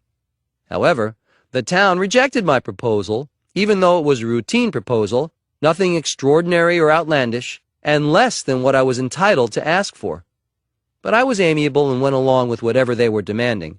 I was wondering how long they would continue to try to bamboozle me. Here's where it's important to stop and think for a moment. If you remember, I had hoped to turn Mar-a-Lago into a club in the first place, but I had doubts, big doubts, that it could ever get rezoned as a club. Instead, look what happened. I had been denied my legal right by not being allowed to subdivide the land. I was entitled by law to 14 subdivision lots. I knew this, and they knew it, and it was totally unfair. I actually think they were very embarrassed by their hard-nosed stance against me, but it worked to my favor. They might also have known I could take them to court. You may be right if you're thinking, is anything ever easy for this guy, even if his name is Donald Trump? Doesn't seem so, does it? However, I was determined to set this straight. As a result of the treatment I got from the city of Palm Beach, my team and I went over everything we had done in the past year and a half and made sure we had complied precisely with every demand. Then we reviewed the actions of the Landmarks Preservation Commission as well as the Town Council, and we decided to file a $100 million lawsuit. My civil rights had been denied, and we all knew it. I saw a way this could work to my advantage. That's a good thing to remember when things seem unfair or unjust in your life. That's where keeping cool, being patient, and using your head comes in very handy. During the litigation, the town council came back to me and said they would give me the 14 lots that I originally wanted, the maximum allowed under the law. So I told them I wasn't interested anymore. What I wanted was a private club. Now I had leverage due to their mistake. It also turns out that 2 town council members had the prescience to see what could be done with Mar-a-Lago to make Palm Beach even more desirable, and the town council eventually approved Mar-a-Lago for a private club. This event took longer than a paragraph to describe, but another reason we got approval is that Mar-a-Lago would be open to everyone. There were some clubs in Palm Beach that had no Jewish or African American members. It was hard to believe that, but it was true, and I wanted to change that for good. Now we not only had a good case, but a good cause. Needless to say, this plan brought a whole new group of detractors to the surface. I was prepared for the attack. Every issue became a battle during this time to get Mar-a-Lago going as a club. Once again, however, I knew I was doing the right thing. Once again, I won. In 1995, Mar-a-Lago became a spectacular private club. It has since been referred to as the Jewel of Palm Beach, and for good reason. Coach Trump, make it happen in your life. You might think I would get tired of all the fighting around Mar-a-Lago. It's a funny thing, but sometimes you find that the more opposition you encounter or create by your actions, the more energy you get. Try that approach sometime instead of throwing in the towel or being disgusted when you run into opposition. You'll find out how tough and smart you really are. The actions of the town council, along with the archaic response of the town against the club that admitted all people, gave me a tenacity that could not be beaten. Repeat that to yourself. I'm doing the right thing, and I will not be beaten.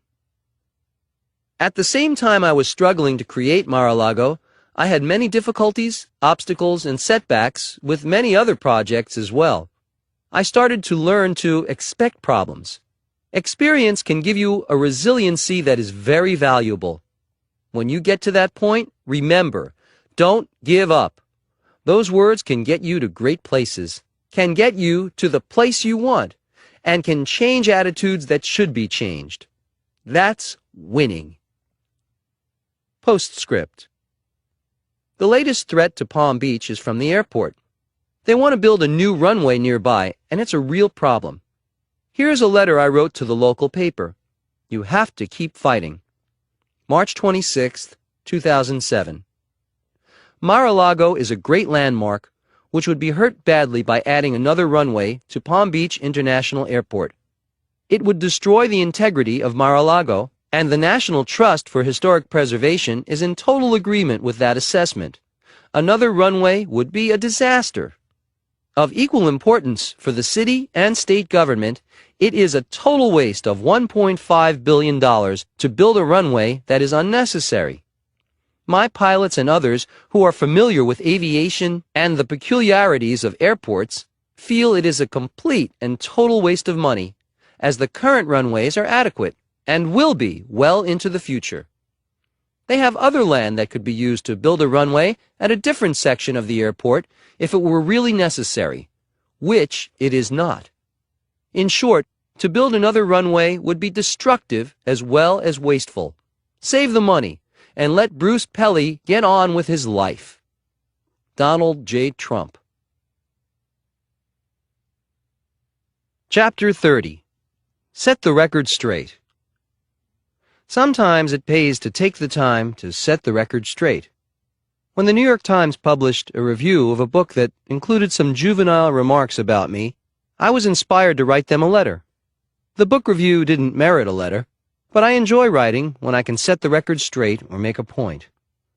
The letter was published by the New York Times, and as it turns out, was named Best Letter of the Year to the New York Times Book Review by New York Magazine.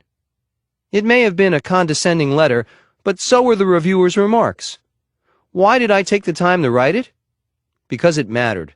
Because I don't give up. In fact, here is a copy of the letter for you for future reference, in case this ever happens to you. I hope it doesn't, but remember to do something about it if it does.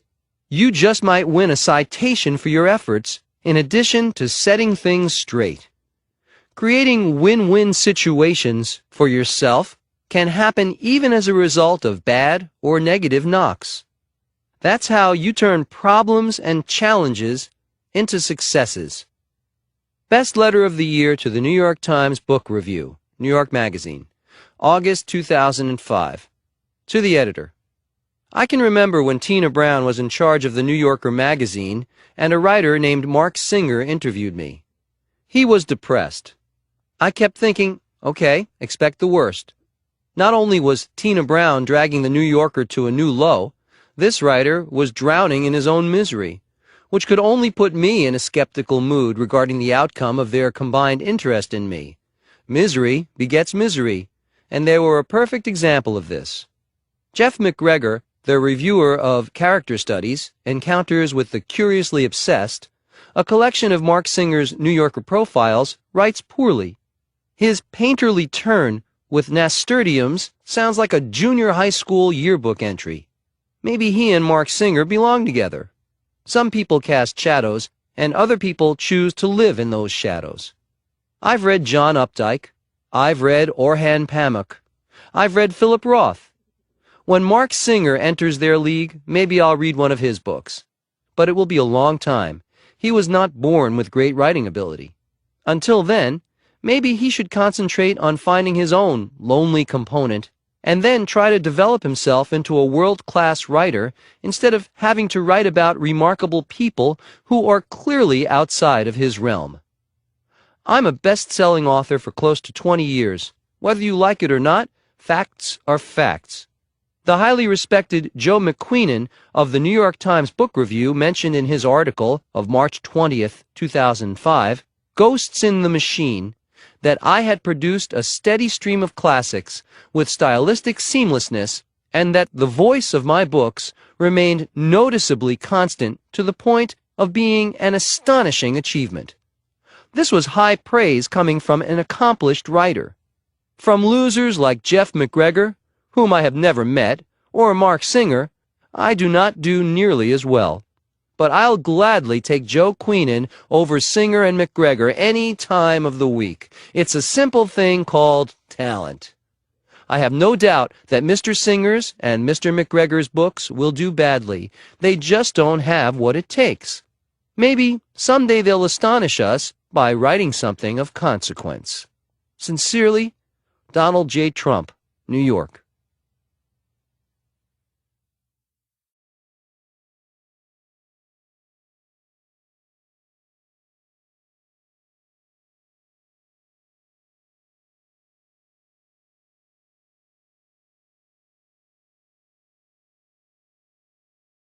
Chapter 31. Do give up on complainers. I don't believe the customer is always right. Here's a good example. I read recently that Sprint Nextel has cut more than 1,000 customers for being too high maintenance.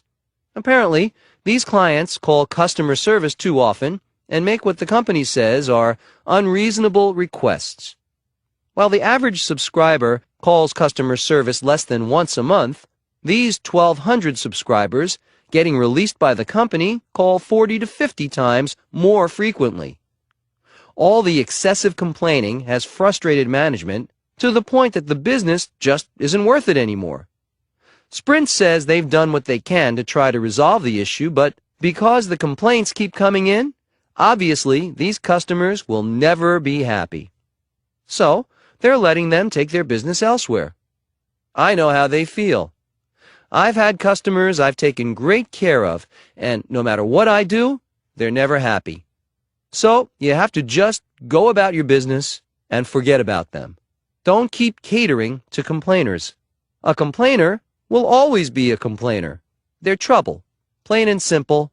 They're just not worth it. Chapter 32. Be patient. You may have to wait 20 years for a deal to pay off. A West Side Story. What does it feel like to work on something for 20 years?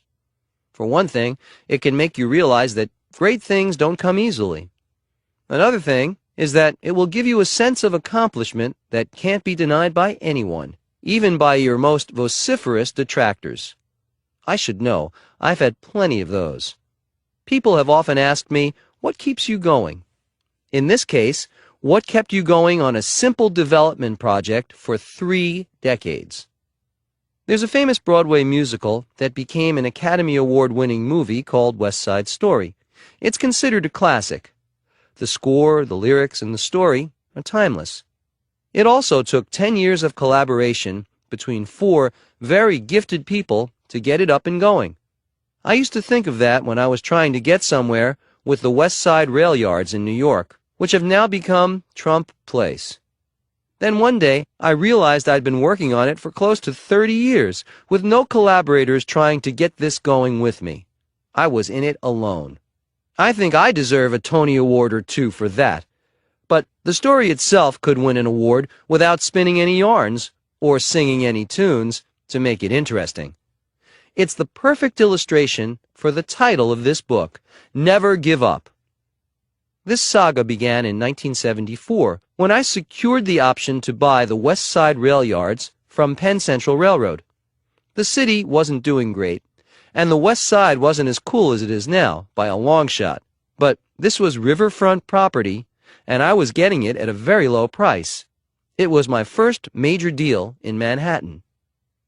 During the next 5 years, I was busy with my other projects, which included the Commodore Hyatt renovation, Trump Tower, and Atlantic City. At the same time, government subsidies dropped for the sort of housing I was considering for the location. In addition, I had great opposition from the West Side community, which was notorious for their reluctance to change. It was a tough situation, and I was busy with other things. So I gave up my original option in 1979, and Penn Central sold the rail yards to someone else. The team they sold it to was smart, but they didn't have much experience in New York. You need a solid knowledge of rezoning, which is a complex fact of the real estate business in this city. They finally got the zoning they needed, but erred in giving too many unnecessary concessions to the city, in addition to many other mistakes, and they were forced to sell out. This was a huge development, and they weren't prepared for what it entailed, nor did they know how to promote it. I wasn't surprised to receive a call in 1984 telling me they were interested in selling. I agreed to buy it for $100 million. That's about $1 million per acre for waterfront property in Midtown Manhattan. If you consider that the Coliseum site, now the Time Warner Building at Columbus Circle, which is not too far from the rail yards and is very small in comparison, was sold for $500 million very shortly after I bought the rail yards, you can see that it was a tremendous deal. That was 1984, and now it's 2007. Trump Place, which is comprised of 16 high-rise residential buildings overlooking the Hudson River, is almost finished, but not quite. It has been quite a ride. But let's get back to how it happened. I realized I'd have to make this project beneficial and attractive to the city, in the hope they would give me the zoning I needed. What that would be, I didn't yet know, but by coincidence, shortly after I bought the rail yards, NBC announced they were looking to relocate. They'd been at Rockefeller Center for years and were considering a move to New Jersey, which would save them money due to lower taxes and lower real estate prices. My idea was to offer NBC enough space to comfortably relocate to the west side while still being able to build my residential project as planned. I then realized the site was ideal for television and motion picture studios, regardless of whether NBC was interested. I decided to call this part of the project Television City. That would attract attention and hopefully generate some excitement. I would also plan to build the world's tallest building on the site and announce that to the press. You can imagine the interest that generated. Just as had happened before with Wollman Rink, Mayor Koch and his allies were against any and all of my ideas. People said I wasn't being reasonable, but the controversy I stirred up managed to keep this project in the news. I'm big on promotion because promotion works. It helps to get things done. It helps to get the public interested in what will ultimately benefit them. However, the city was stonewalling my project. Koch was still bruised from my success with Wollman Rink, and he certainly didn't want to see me with any more victories. Let's just say those interim years between 1984 and 1996 were usurped by the ridiculous antics of the city. You've gotten a taste of that already with Wollman Rink. However, this 12-year period is when my tenacity was given a true test. This was the largest development ever approved by the New York City Planning Commission and the biggest project ever undertaken by the private sector in New York City. A couple of times I thought, is this really worth it? Then the challenge itself would keep me going. When I say never give up, that applies to me, big time. I used seemingly detrimental factors to my benefit. For example, in the early 1990s, things were not good in New York City, but that meant that it was easier to get the zoning I needed. A few years later, I started to build in a rising economic climate, which is the ideal situation. Things started looking up.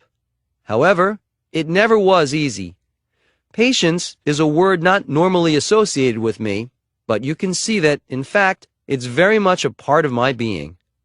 Because I hung in there, we eventually got the approvals we needed, and were finally able to break ground in 1996. Through the years, my plans for this site changed, and Trump Place evolved into a fantastic residential property that has greatly improved the west side. The 16 high-rise buildings are each unique and very beautiful in their own way, and the community-enhancing 25-acre Riverside Park offers bicycle paths, waterfront walking, picnic and sporting areas, and a pier. It's become a thriving gathering place for the neighborhood, and the buildings sell out before they are finished. It has been a 20-year ordeal, but it's a tremendous feeling to see how it has finally worked out. I think everyone's happy about this one, except maybe for former Mayor Koch. If you visit New York City, be sure to visit the pier and look behind you at the magnificent stretch of buildings along the Hudson River. It's quite a sight. Coach Trump. Make it happen in your life. Remember that some things are worth waiting for. Plans can change, sometimes for good reason. Everything has a flip side. Be ready for both sides to surface. Be prepared to wait. Have you waited 20 years for something yet? No? Then complaints will not be accepted. Keep working, keep waiting, and of course, never give up. Chapter 33. Fred Trump's 4-step formula for getting things done. I learned a lot from my father. I learned about competence and efficiency.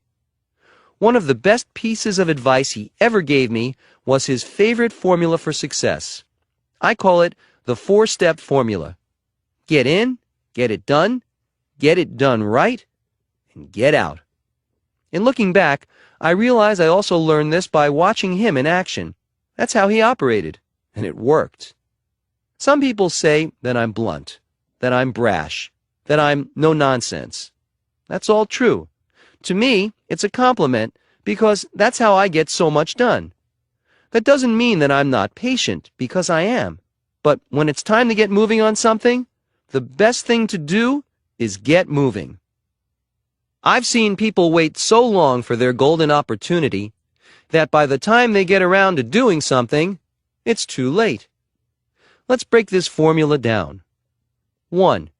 Get in is shorthand for getting started. If you want to be part of the action, you can't watch from the sidelines. Give yourself a goal and focus on it. Write it down. There is a lot of information now that proves that making lists, even if you are able to do it in your mind, which I am, is effective. In fact, 3 lists should be in your mind at all times. Your daily goals first, your year's goals second, and then your lifetime goals. Look at or think about these lists daily. It will help your focus tremendously. A lot of people don't realize that stress is directly related to loss of focus. So if you learn to control your power of focus, you'll be on your way to conquering stress in your life. 2. Get it done. Sometimes that's easier said than done. Here's where you may have to confront obstacles, so expect them. Expect problems. They are there to bring you closer to getting it done. It's amazing how much this attitude will help you in life. Your attitude will be, that's to be expected, versus, poor me, look what's happening. Keep your focus on getting it done, and your problems will seem like nothing more than part of the day, like sunrise and sunset. 3. Get it done right. Here's where I can be, and have been, labeled difficult. I know what great is. I know what mediocre is. Mediocre and I do not get along. I have high standards for myself, and therefore, I don't put up with less than the best. That's why the Trump brand is synonymous with the best. If you have a product or a brand or a business, you'd better have the same attitude, or you're not playing hardball. This focus is how I made a name for myself. I have the ability to get things done and to get them done right. Very few people will argue with that fact, whether they like me or not. I can deliver the goods, and they know it. Rock solid is rock solid. Work toward that reputation for yourself. 4. Get out. This approach will clear your slate for all the new and exciting projects that are waiting to be done by you. This is another example of disciplined focus. When a job is finished, it's your time to move on. I have people who will look after my developments, and there is no reason for me to spend my time doing what other people can do. My job is to find new projects for everyone to work on. Figure out what your job is and streamline your activities and mental energy to focus on that. Considering the scope of my businesses and the fact that I am actively involved in all of them, I think you can recognize the fact that I employ the 4-step formula on a daily basis. Day in, day out. That is how I organize my thoughts and my days. It worked for my father, and it works for me. Make it work for you. Chapter 34. The turnaround always starts with creative, positive thinking. 1,200 foreclosed apartments in Cincinnati. I was thinking about Norman Vincent Peale, so I mentioned him in a speech I gave where my point was that positive thinking really works. Dr. Peale wrote the classic book on this topic called The Power of Positive Thinking, New York, C.R. Gibson, 1956. I attended Dr. Peale's church in New York City, and I heard him speak some years back. What I took away from his speaking is that positive thinking is creative thinking. You can't be positive unless you also make an effort to think creatively about your situation. Dr. Peale was a tremendous storyteller, And I also like to tell stories to illustrate a point. This chapter tells the story about how something that's a mess can turn out brilliantly if you are positive and creative in your approach. I was always interested in foreclosures and would spend my time in college reading the listings of federally financed housing projects in foreclosure. That's how I found Swifton Village in Cincinnati, Ohio. My father and I bought it together, and it became my first big deal. I was still in college. Swifton Village was in big trouble. There were 800 vacant apartments out of 1,200. The developers had faltered, and the government had foreclosed. It looked a mess. However, I saw it as an opportunity. Even the fact that there were no other bidders did not discourage me. That's often when you can get the best deals. My father and I put in a minimal bid for Swifton Village. The project had cost $12 million 2 years earlier, and we paid less than $6 million. We got a mortgage for what we paid, plus close to $100,000, which we'd use to fix up the property a bit. This means we got the project without putting down any of our own money. It would also be possible to cover the mortgage from our rent proceeds. Our first big challenge was to find tenants who would pay rent. That doesn't sound like an outlandish request, but this complex had a reputation for rent runners. These tenants would rent a trailer, pile into it with their belongings in the middle of the night, and be gone. They had it down to an art form. I realized we'd have to hire someone for round-the-clock patrol, which we did. We also wanted to make some improvements because the place was pretty dilapidated. Considering the size of the complex, that would require $800,000. Fortunately, to cover this cost, we were allowed to increase the rents immediately, something that was easier in Cincinnati than in New York. Some of the improvements we made included replacing the ugly aluminum front doors on the apartments with colonial white doors. We also put white shutters on all the windows, which considerably improves the aesthetics of a large mass of red brick buildings. We made sure the grounds were properly landscaped and maintained, and that the apartments were freshly painted and perfectly clean. The change we made was impressive.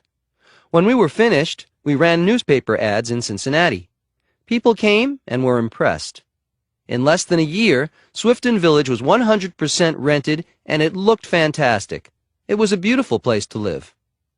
The next crucial challenge when you have a complex this size is to find a project manager. We went through at least 6 or 7 before we found a person suited for the job. I'll never forget this man. He wasn't politically correct. He was as incorrect and insulting as they come. He was the personification of a con man. As it turns out, he was a con man with a very colorful record of multiple swindles and cons to his credit. But he was a fantastic manager. He could work quickly and get things accomplished. The other managers were perhaps more honest, maybe more affable, but they were ineffective and nowhere near as sharp. I knew I'd have to keep my eye on this guy, but at least things would get done. He also knew how to collect rent, which is not always an enviable job. That's another thing that made him suitable. This wasn't an easy situation from the get-go, but it was a great lesson in human nature and looking positively and creatively at someone's qualifications. Outwardly, the guy looked and acted like a disaster, but he was the one who did the best job.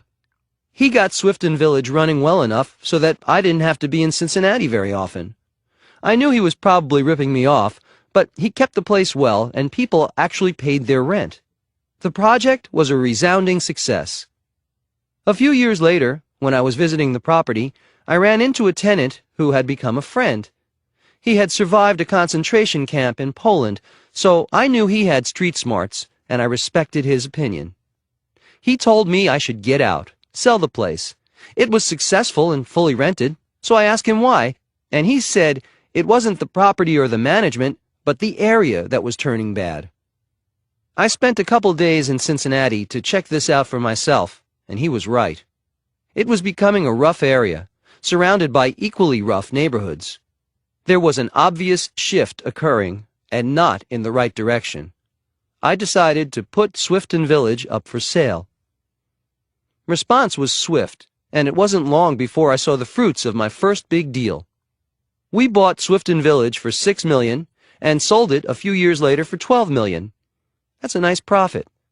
The thing to remember is that I went into this crummy place and decided not only to see it positively, but creatively.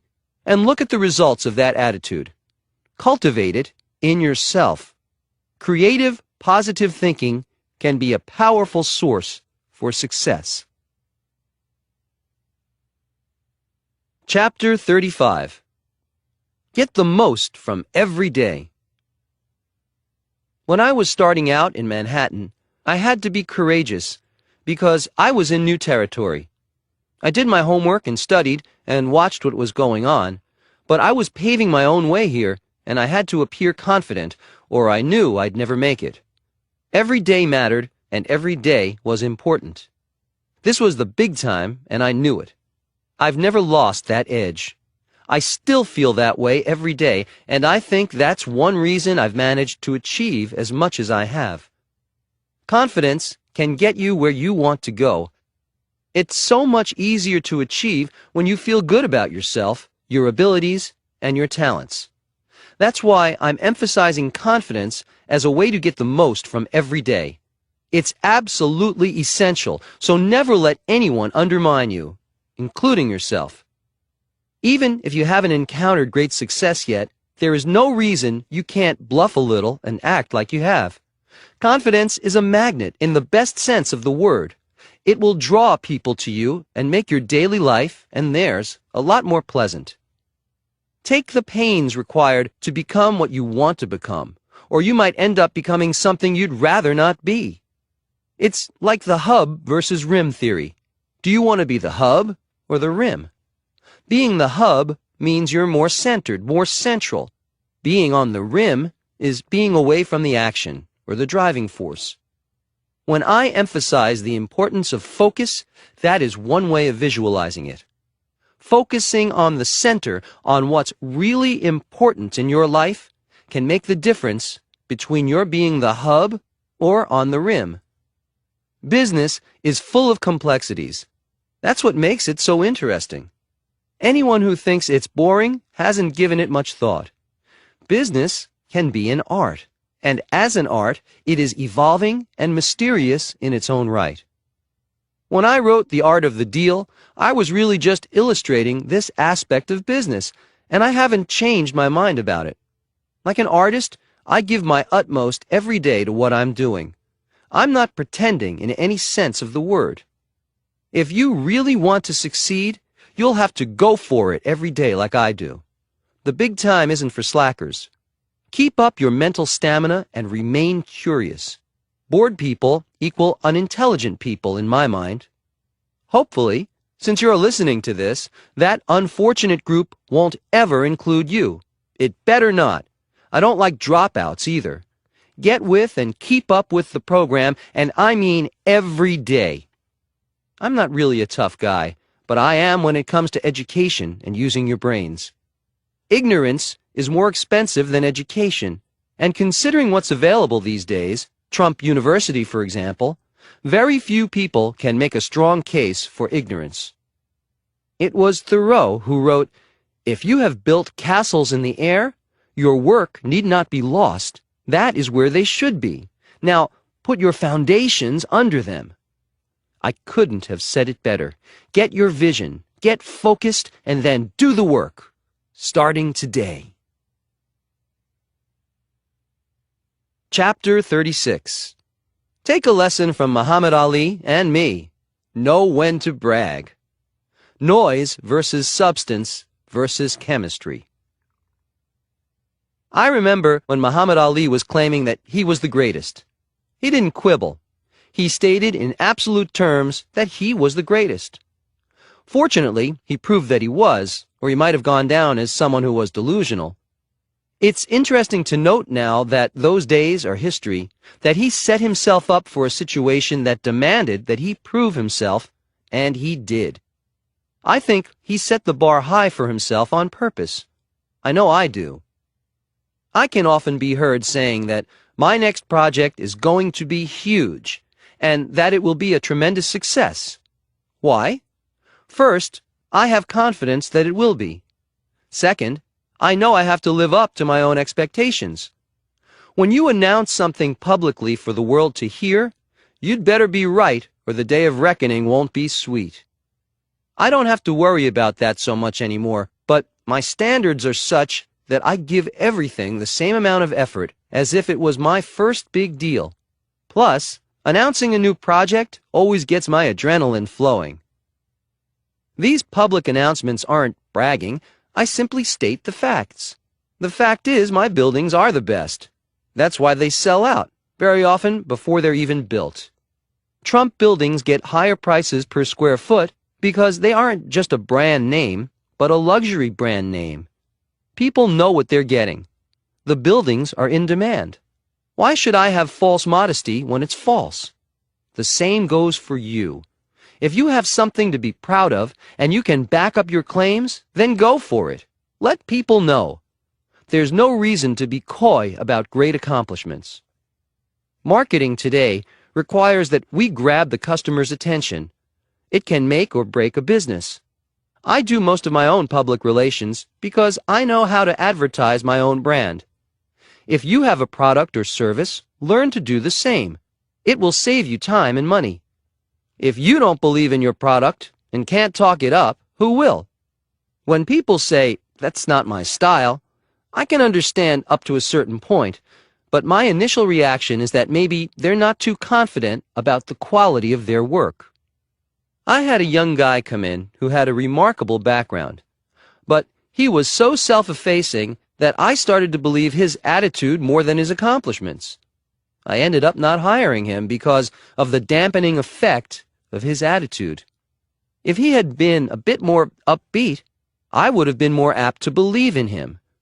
Note what I said. I believed him, but I didn't believe in him. His attitude overshadowed his qualifications. I don't need to hear someone bragging to be impressed, but someone who is obliterating his own chances seems like a loser to me. I don't want him on my team. When you go out for interviews, keep that in mind. There's a fine line you have to draw. You may be interviewing with someone who is low-key.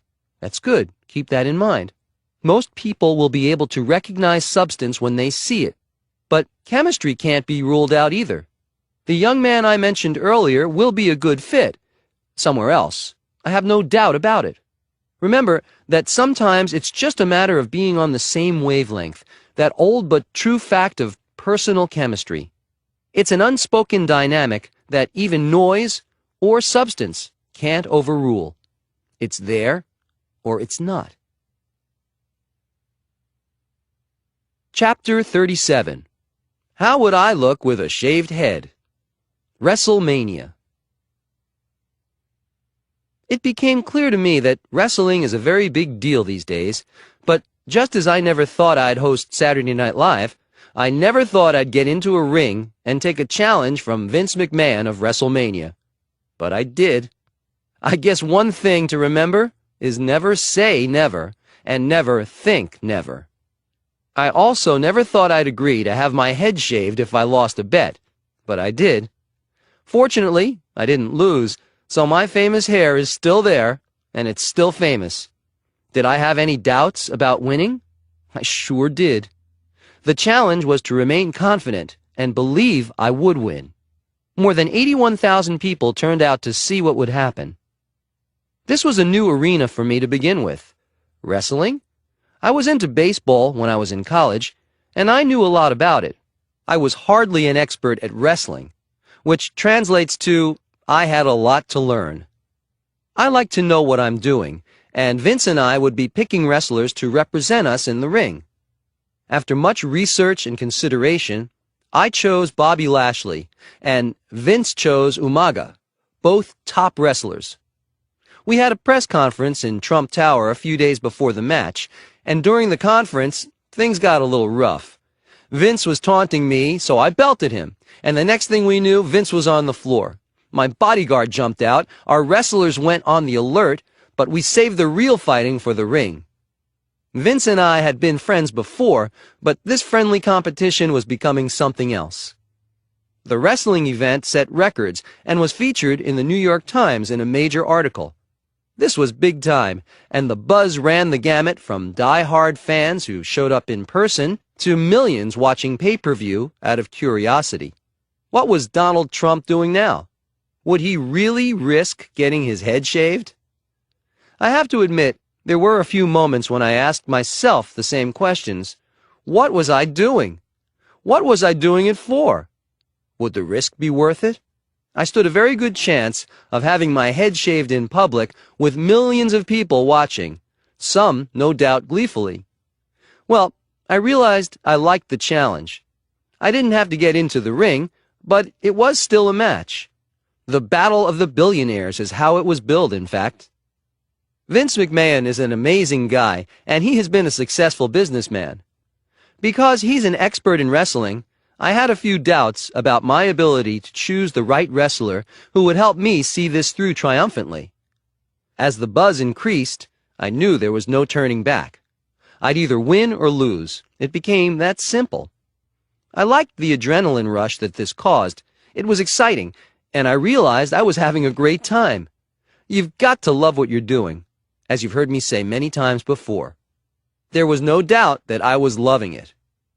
Winning was the icing on top. Not having my head shaved was pretty nice too, which shows that it's worth it to take some risks sometimes. This is one of the biggest public chances and challenges I've ever taken. Was it worth it? Absolutely. I recommend you take a few yourself. Life's not for the timid. Life's about never giving up. So get into the ring. Chapter 38. When you're attacked, bite back. A book and a lawsuit.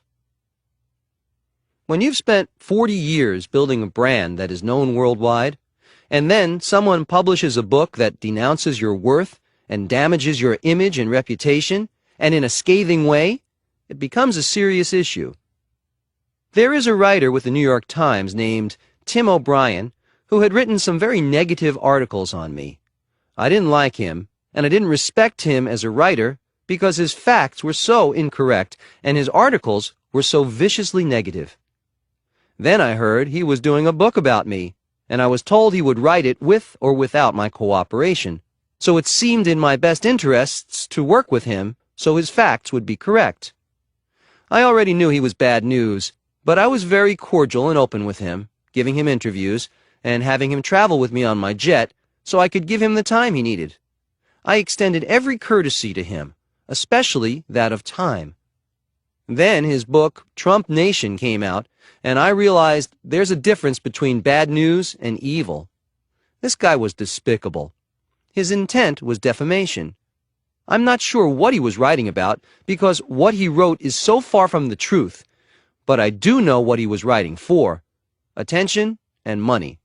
This isn't the proper way to do that. He had outright lies in his book, and he intended to damage me personally and my businesses. His reporting was reprehensible, and as a writer, he is not very talented. I decided not to look the other way and toss it off as jealousy, malice, or greed. Instead, I sued him and the publisher for a lot of money.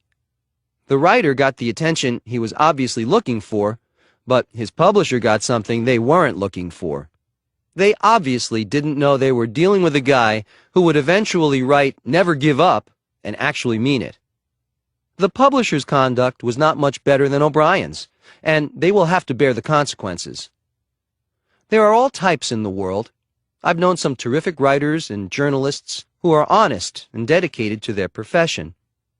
Even though this guy wrote badly about me in the past as a New York Times reporter, I like to give people the benefit of the doubt, or at least a chance. In this case, I was giving him a second chance. In fact, more than a second chance, considering the negative articles he'd already written about me. So take this as a warning. They are going to pay a big price. For example, this writer purposely and knowingly understated my net worth by billions of dollars. He insisted I was worth a couple $100 million at most. Even Forbes acknowledges I'm worth much more, $2.7 billion being their conservative valuation. This writer had access to all the facts, but chose to ignore them. Instead of relying on those facts, he claimed he was relying on anonymous sources to misrepresent my business. So what I did was to invite Forbes in to investigate, to go over everything, which they did meticulously, and they confirmed what they had originally found, that I was worth conservatively $2.7 billion. They published their findings. All this time and effort put out by the Forbes team and my team was a direct result of Trump Nation's deliberate reporting errors designed to damage my reputation and businesses. As of September 2007, Forbes confirmed my worth at $3 billion. That number is much less than my actual net worth, but they were being very conservative. By way of comparison, a very well-respected journalist and writer, Robert Slater, wrote a book about me, No Such Thing as Overexposure, that turned out wonderfully for everyone. I had extended to Bob actually less hospitality than I had to Tim O'Brien, but because Bob is a writer of integrity, the end result was terrific. Bob has great credentials, having reported for both Time and Newsweek for many years, and he is one of the world's leading business biographers. He also seems to understand that getting the facts right is part of a journalist's job. In any event, I told the publisher I had no interest in settling without a large payment and a full apology. I do not mind paying large legal fees as long as the end result will be the truth, which is something they are avoiding. Many people would say, why bother? I say, why give up? I do not back down. I don't need the money from winning the case. I need to set the record straight and maybe make it harder for other disreputable writers to knock people for the fun or profit of it. I told them it was a court case that I am truly looking forward to because that's the truth. Chapter 39. Prime real estate falls into the Pacific. Now what? Trump National Golf Course in Palos Verdes, California. I've always said I liked challenges, and when I decided to take over the beleaguered Ocean Trails Golf Course in Palos Verdes near Los Angeles, that's exactly what I got. I began referring to it as Ocean Trials before renaming it Trump National Golf Club, and for good reason. In an article in Fairways and Greens, they described the 18th hole, which, by the way, is the one that slid into the ocean, as ground zero, plus $61 million. Can you believe I spent $61 million on one hole? Well, believe it. When I want something done, I want it done right. This hole is the most expensive in golf history. I would hope so, because I can't imagine doing this too many times. If you saw the situation through my eyes, you would see that it warranted every penny I spent. The course fronts the Pacific Ocean for 2 miles, and easily rivals the fabled Pebble Beach in both beauty and finesse. I could see that before it became a reality, and so I didn't care about the expense involved. Golf courses are works of art and deserve that kind of attention.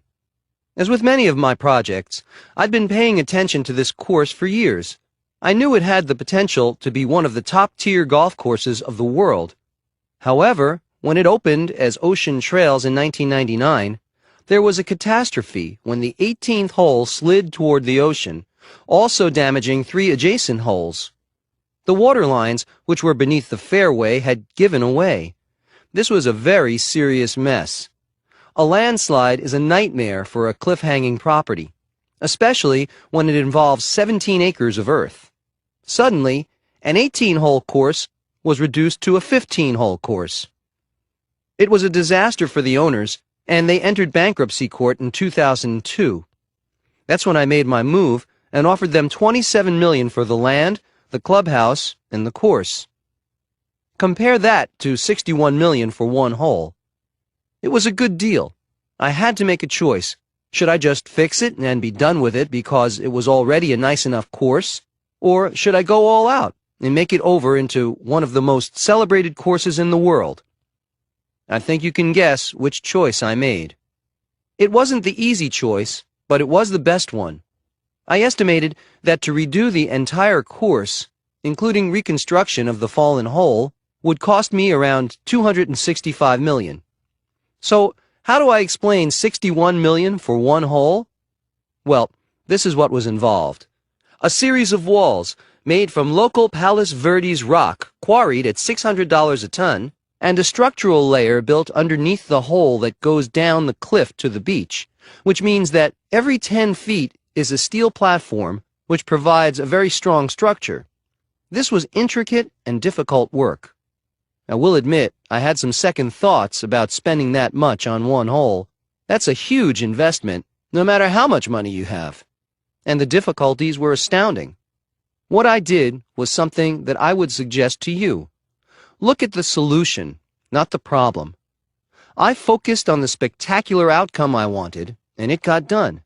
I had moments of doubt when I wondered how feasible my think big attitude was going to be in this situation and where it might lead me. Well, I guess I like cliffhangers because it definitely had that feeling about it.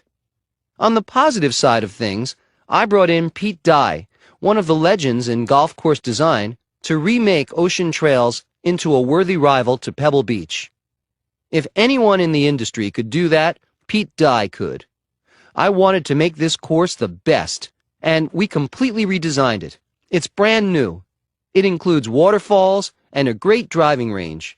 In order to build the driving range, I had to wipe out about 30 housing lots to have the appropriate space. That means about 300 million because each lot would bring about 10 million. So all these things had to be considered. Also, everything was new, from the traps and sand to the tees and fairways. I wanted crushed granite for the bunkers. The costs were enormous, and I was hoping the rewards would be too. I was enjoying myself, but would this work and expense pay off? Would this be just a great experiment? Great expectations that don't manage to deliver? I have to stop here to say that there are no guarantees in anything. People see my successes and really think it's a breeze to get it all done. It's not. And I spend plenty of time assessing, reassessing, analyzing, and scrutinizing. People just don't see me doing that. Another important thing to consider is experience. I've been a developer for a long time, so a lot of decisions are second nature to me and not a terrific demand on my brain power to figure out. I can move quickly once I've done the groundwork in my mind. However, the plans have to be in place. Be sure you have a foundation of expertise and experience in whatever you do, and then you can act decisively and creatively. There were a lot of details to consider along with the reconstruction of the golf course itself. The 40,000 square foot clubhouse, for one thing, which has a restaurant that has won the Golden Scepter Award, Best New Restaurant, and the Golden Bacchus Award for its wine list. The course itself has become the #1 golf course in California, and the Michael Douglas and Friends Pro Celebrity takes place there every April.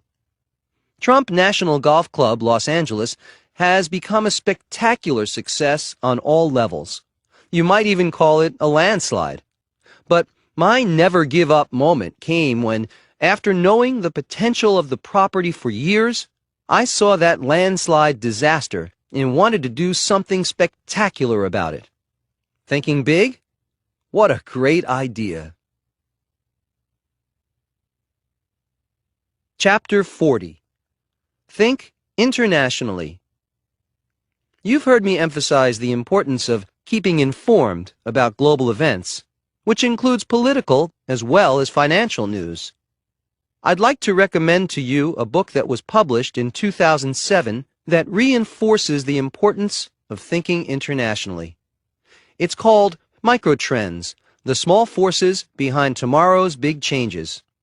It's written by Mark J. Penn, who is a highly respected analyst who has been an advisor to Fortune 500 corporations and to many foreign heads of state. He has an insight into both national and international trends and events that shape our future. Bill Gates said, "Penn has a keen mind and a fascinating sense of what makes America and the world tick, and you see it on every page."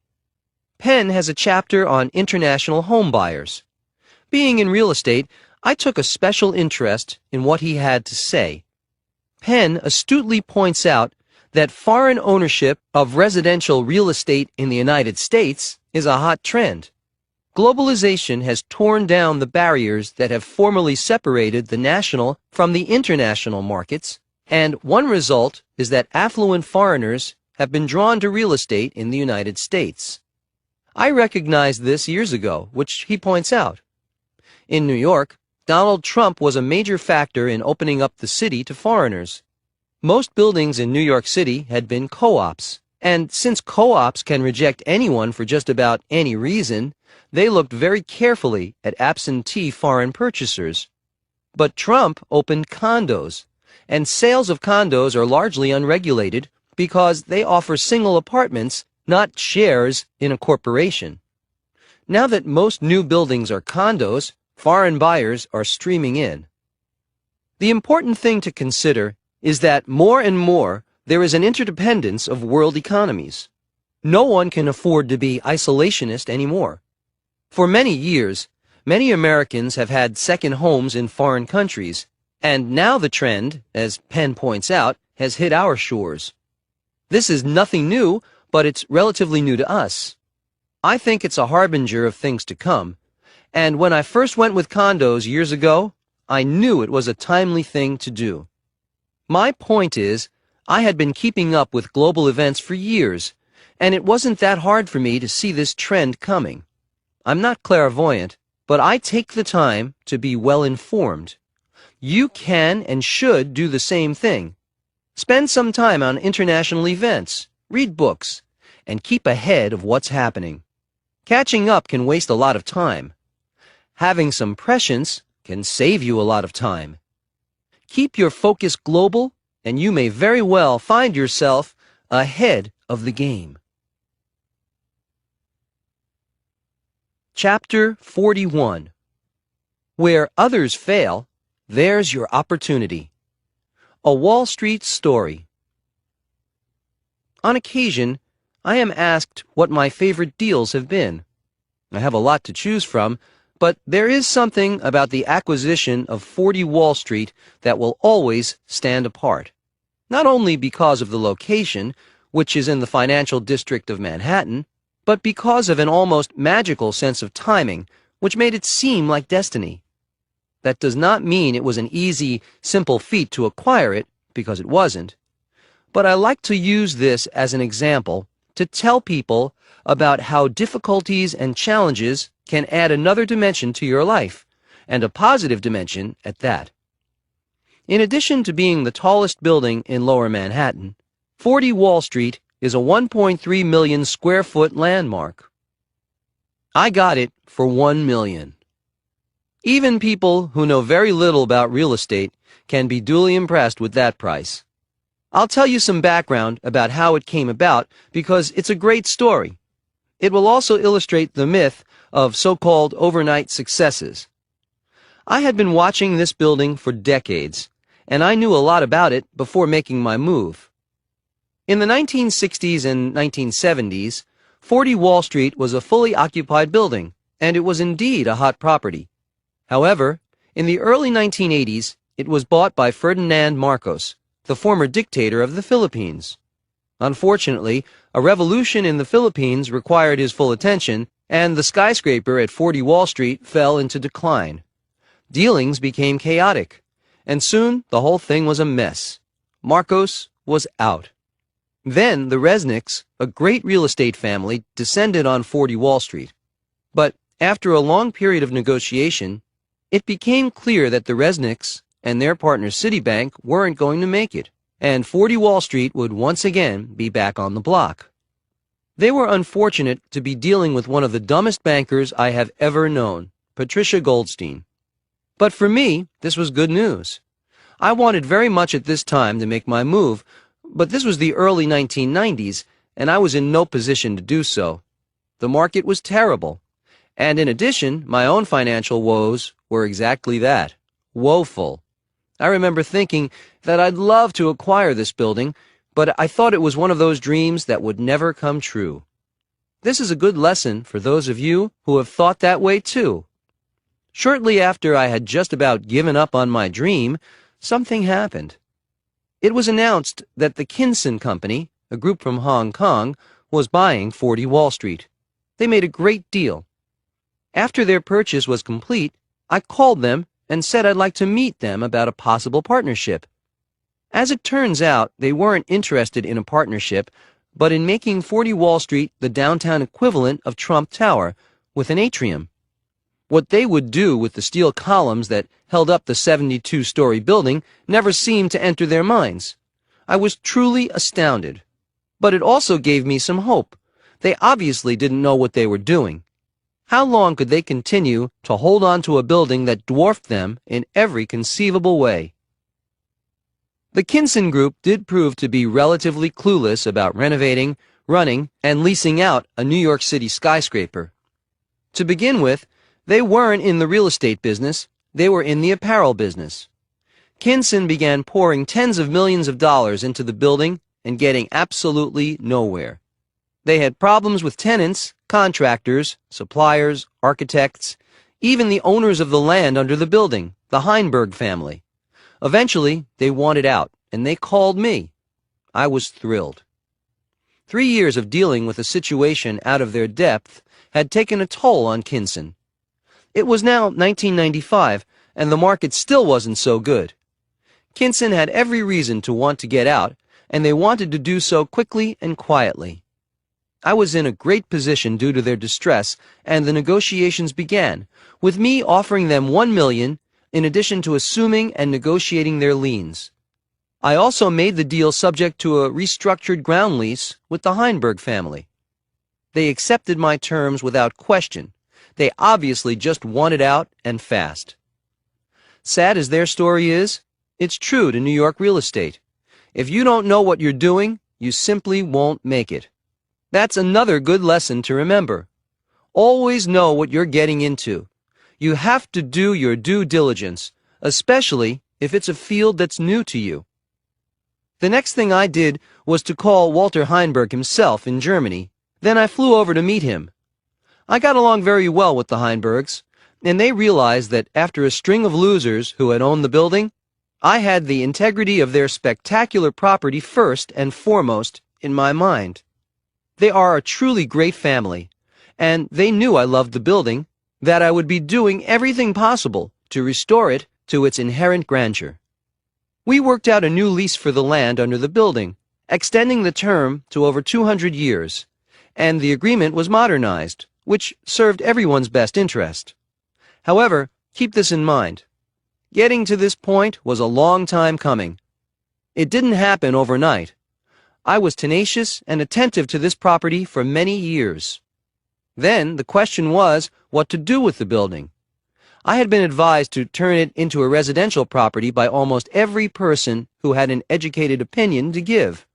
However, I felt in my gut that I wanted to keep it as a great business address because Wall Street is a great business address, so I refused to budge.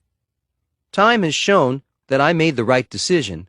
It is a thriving and sought-after building, with many of the top-notch businesses in the world operating within its walls. In addition, very soon after acquiring 40 Wall Street, the real estate market turned for the better, and the downtown area experienced a renaissance in both commercial and residential properties and developments. The timing could not possibly have been better. I'm not one for miracles, but this comes close. I make approximately $20 million a year in rentals from 40 Wall Street, and the building is now worth $500 million. Not bad for a $1 million investment. So, aside from owning the most beautiful building in Lower Manhattan, I have the added attraction of making a profit. Have you been to the Trump Building at 40 Wall Street? If you have, you know why I'm so proud. There is nothing like Wall Street, and there is nothing as beautiful as this building. Coach Trump. Make it happen in your life. Nothing is easy. Sometimes you just have to be stubborn as well as patient. Recognize opportunity. It always hides behind problems and ugliness and failure, especially the failures of others. Every challenge or obstacle you come up against is simply an opportunity in disguise. Think big. Think creatively, and you'll see it. And don't forget your gut instinct. It's there for a reason.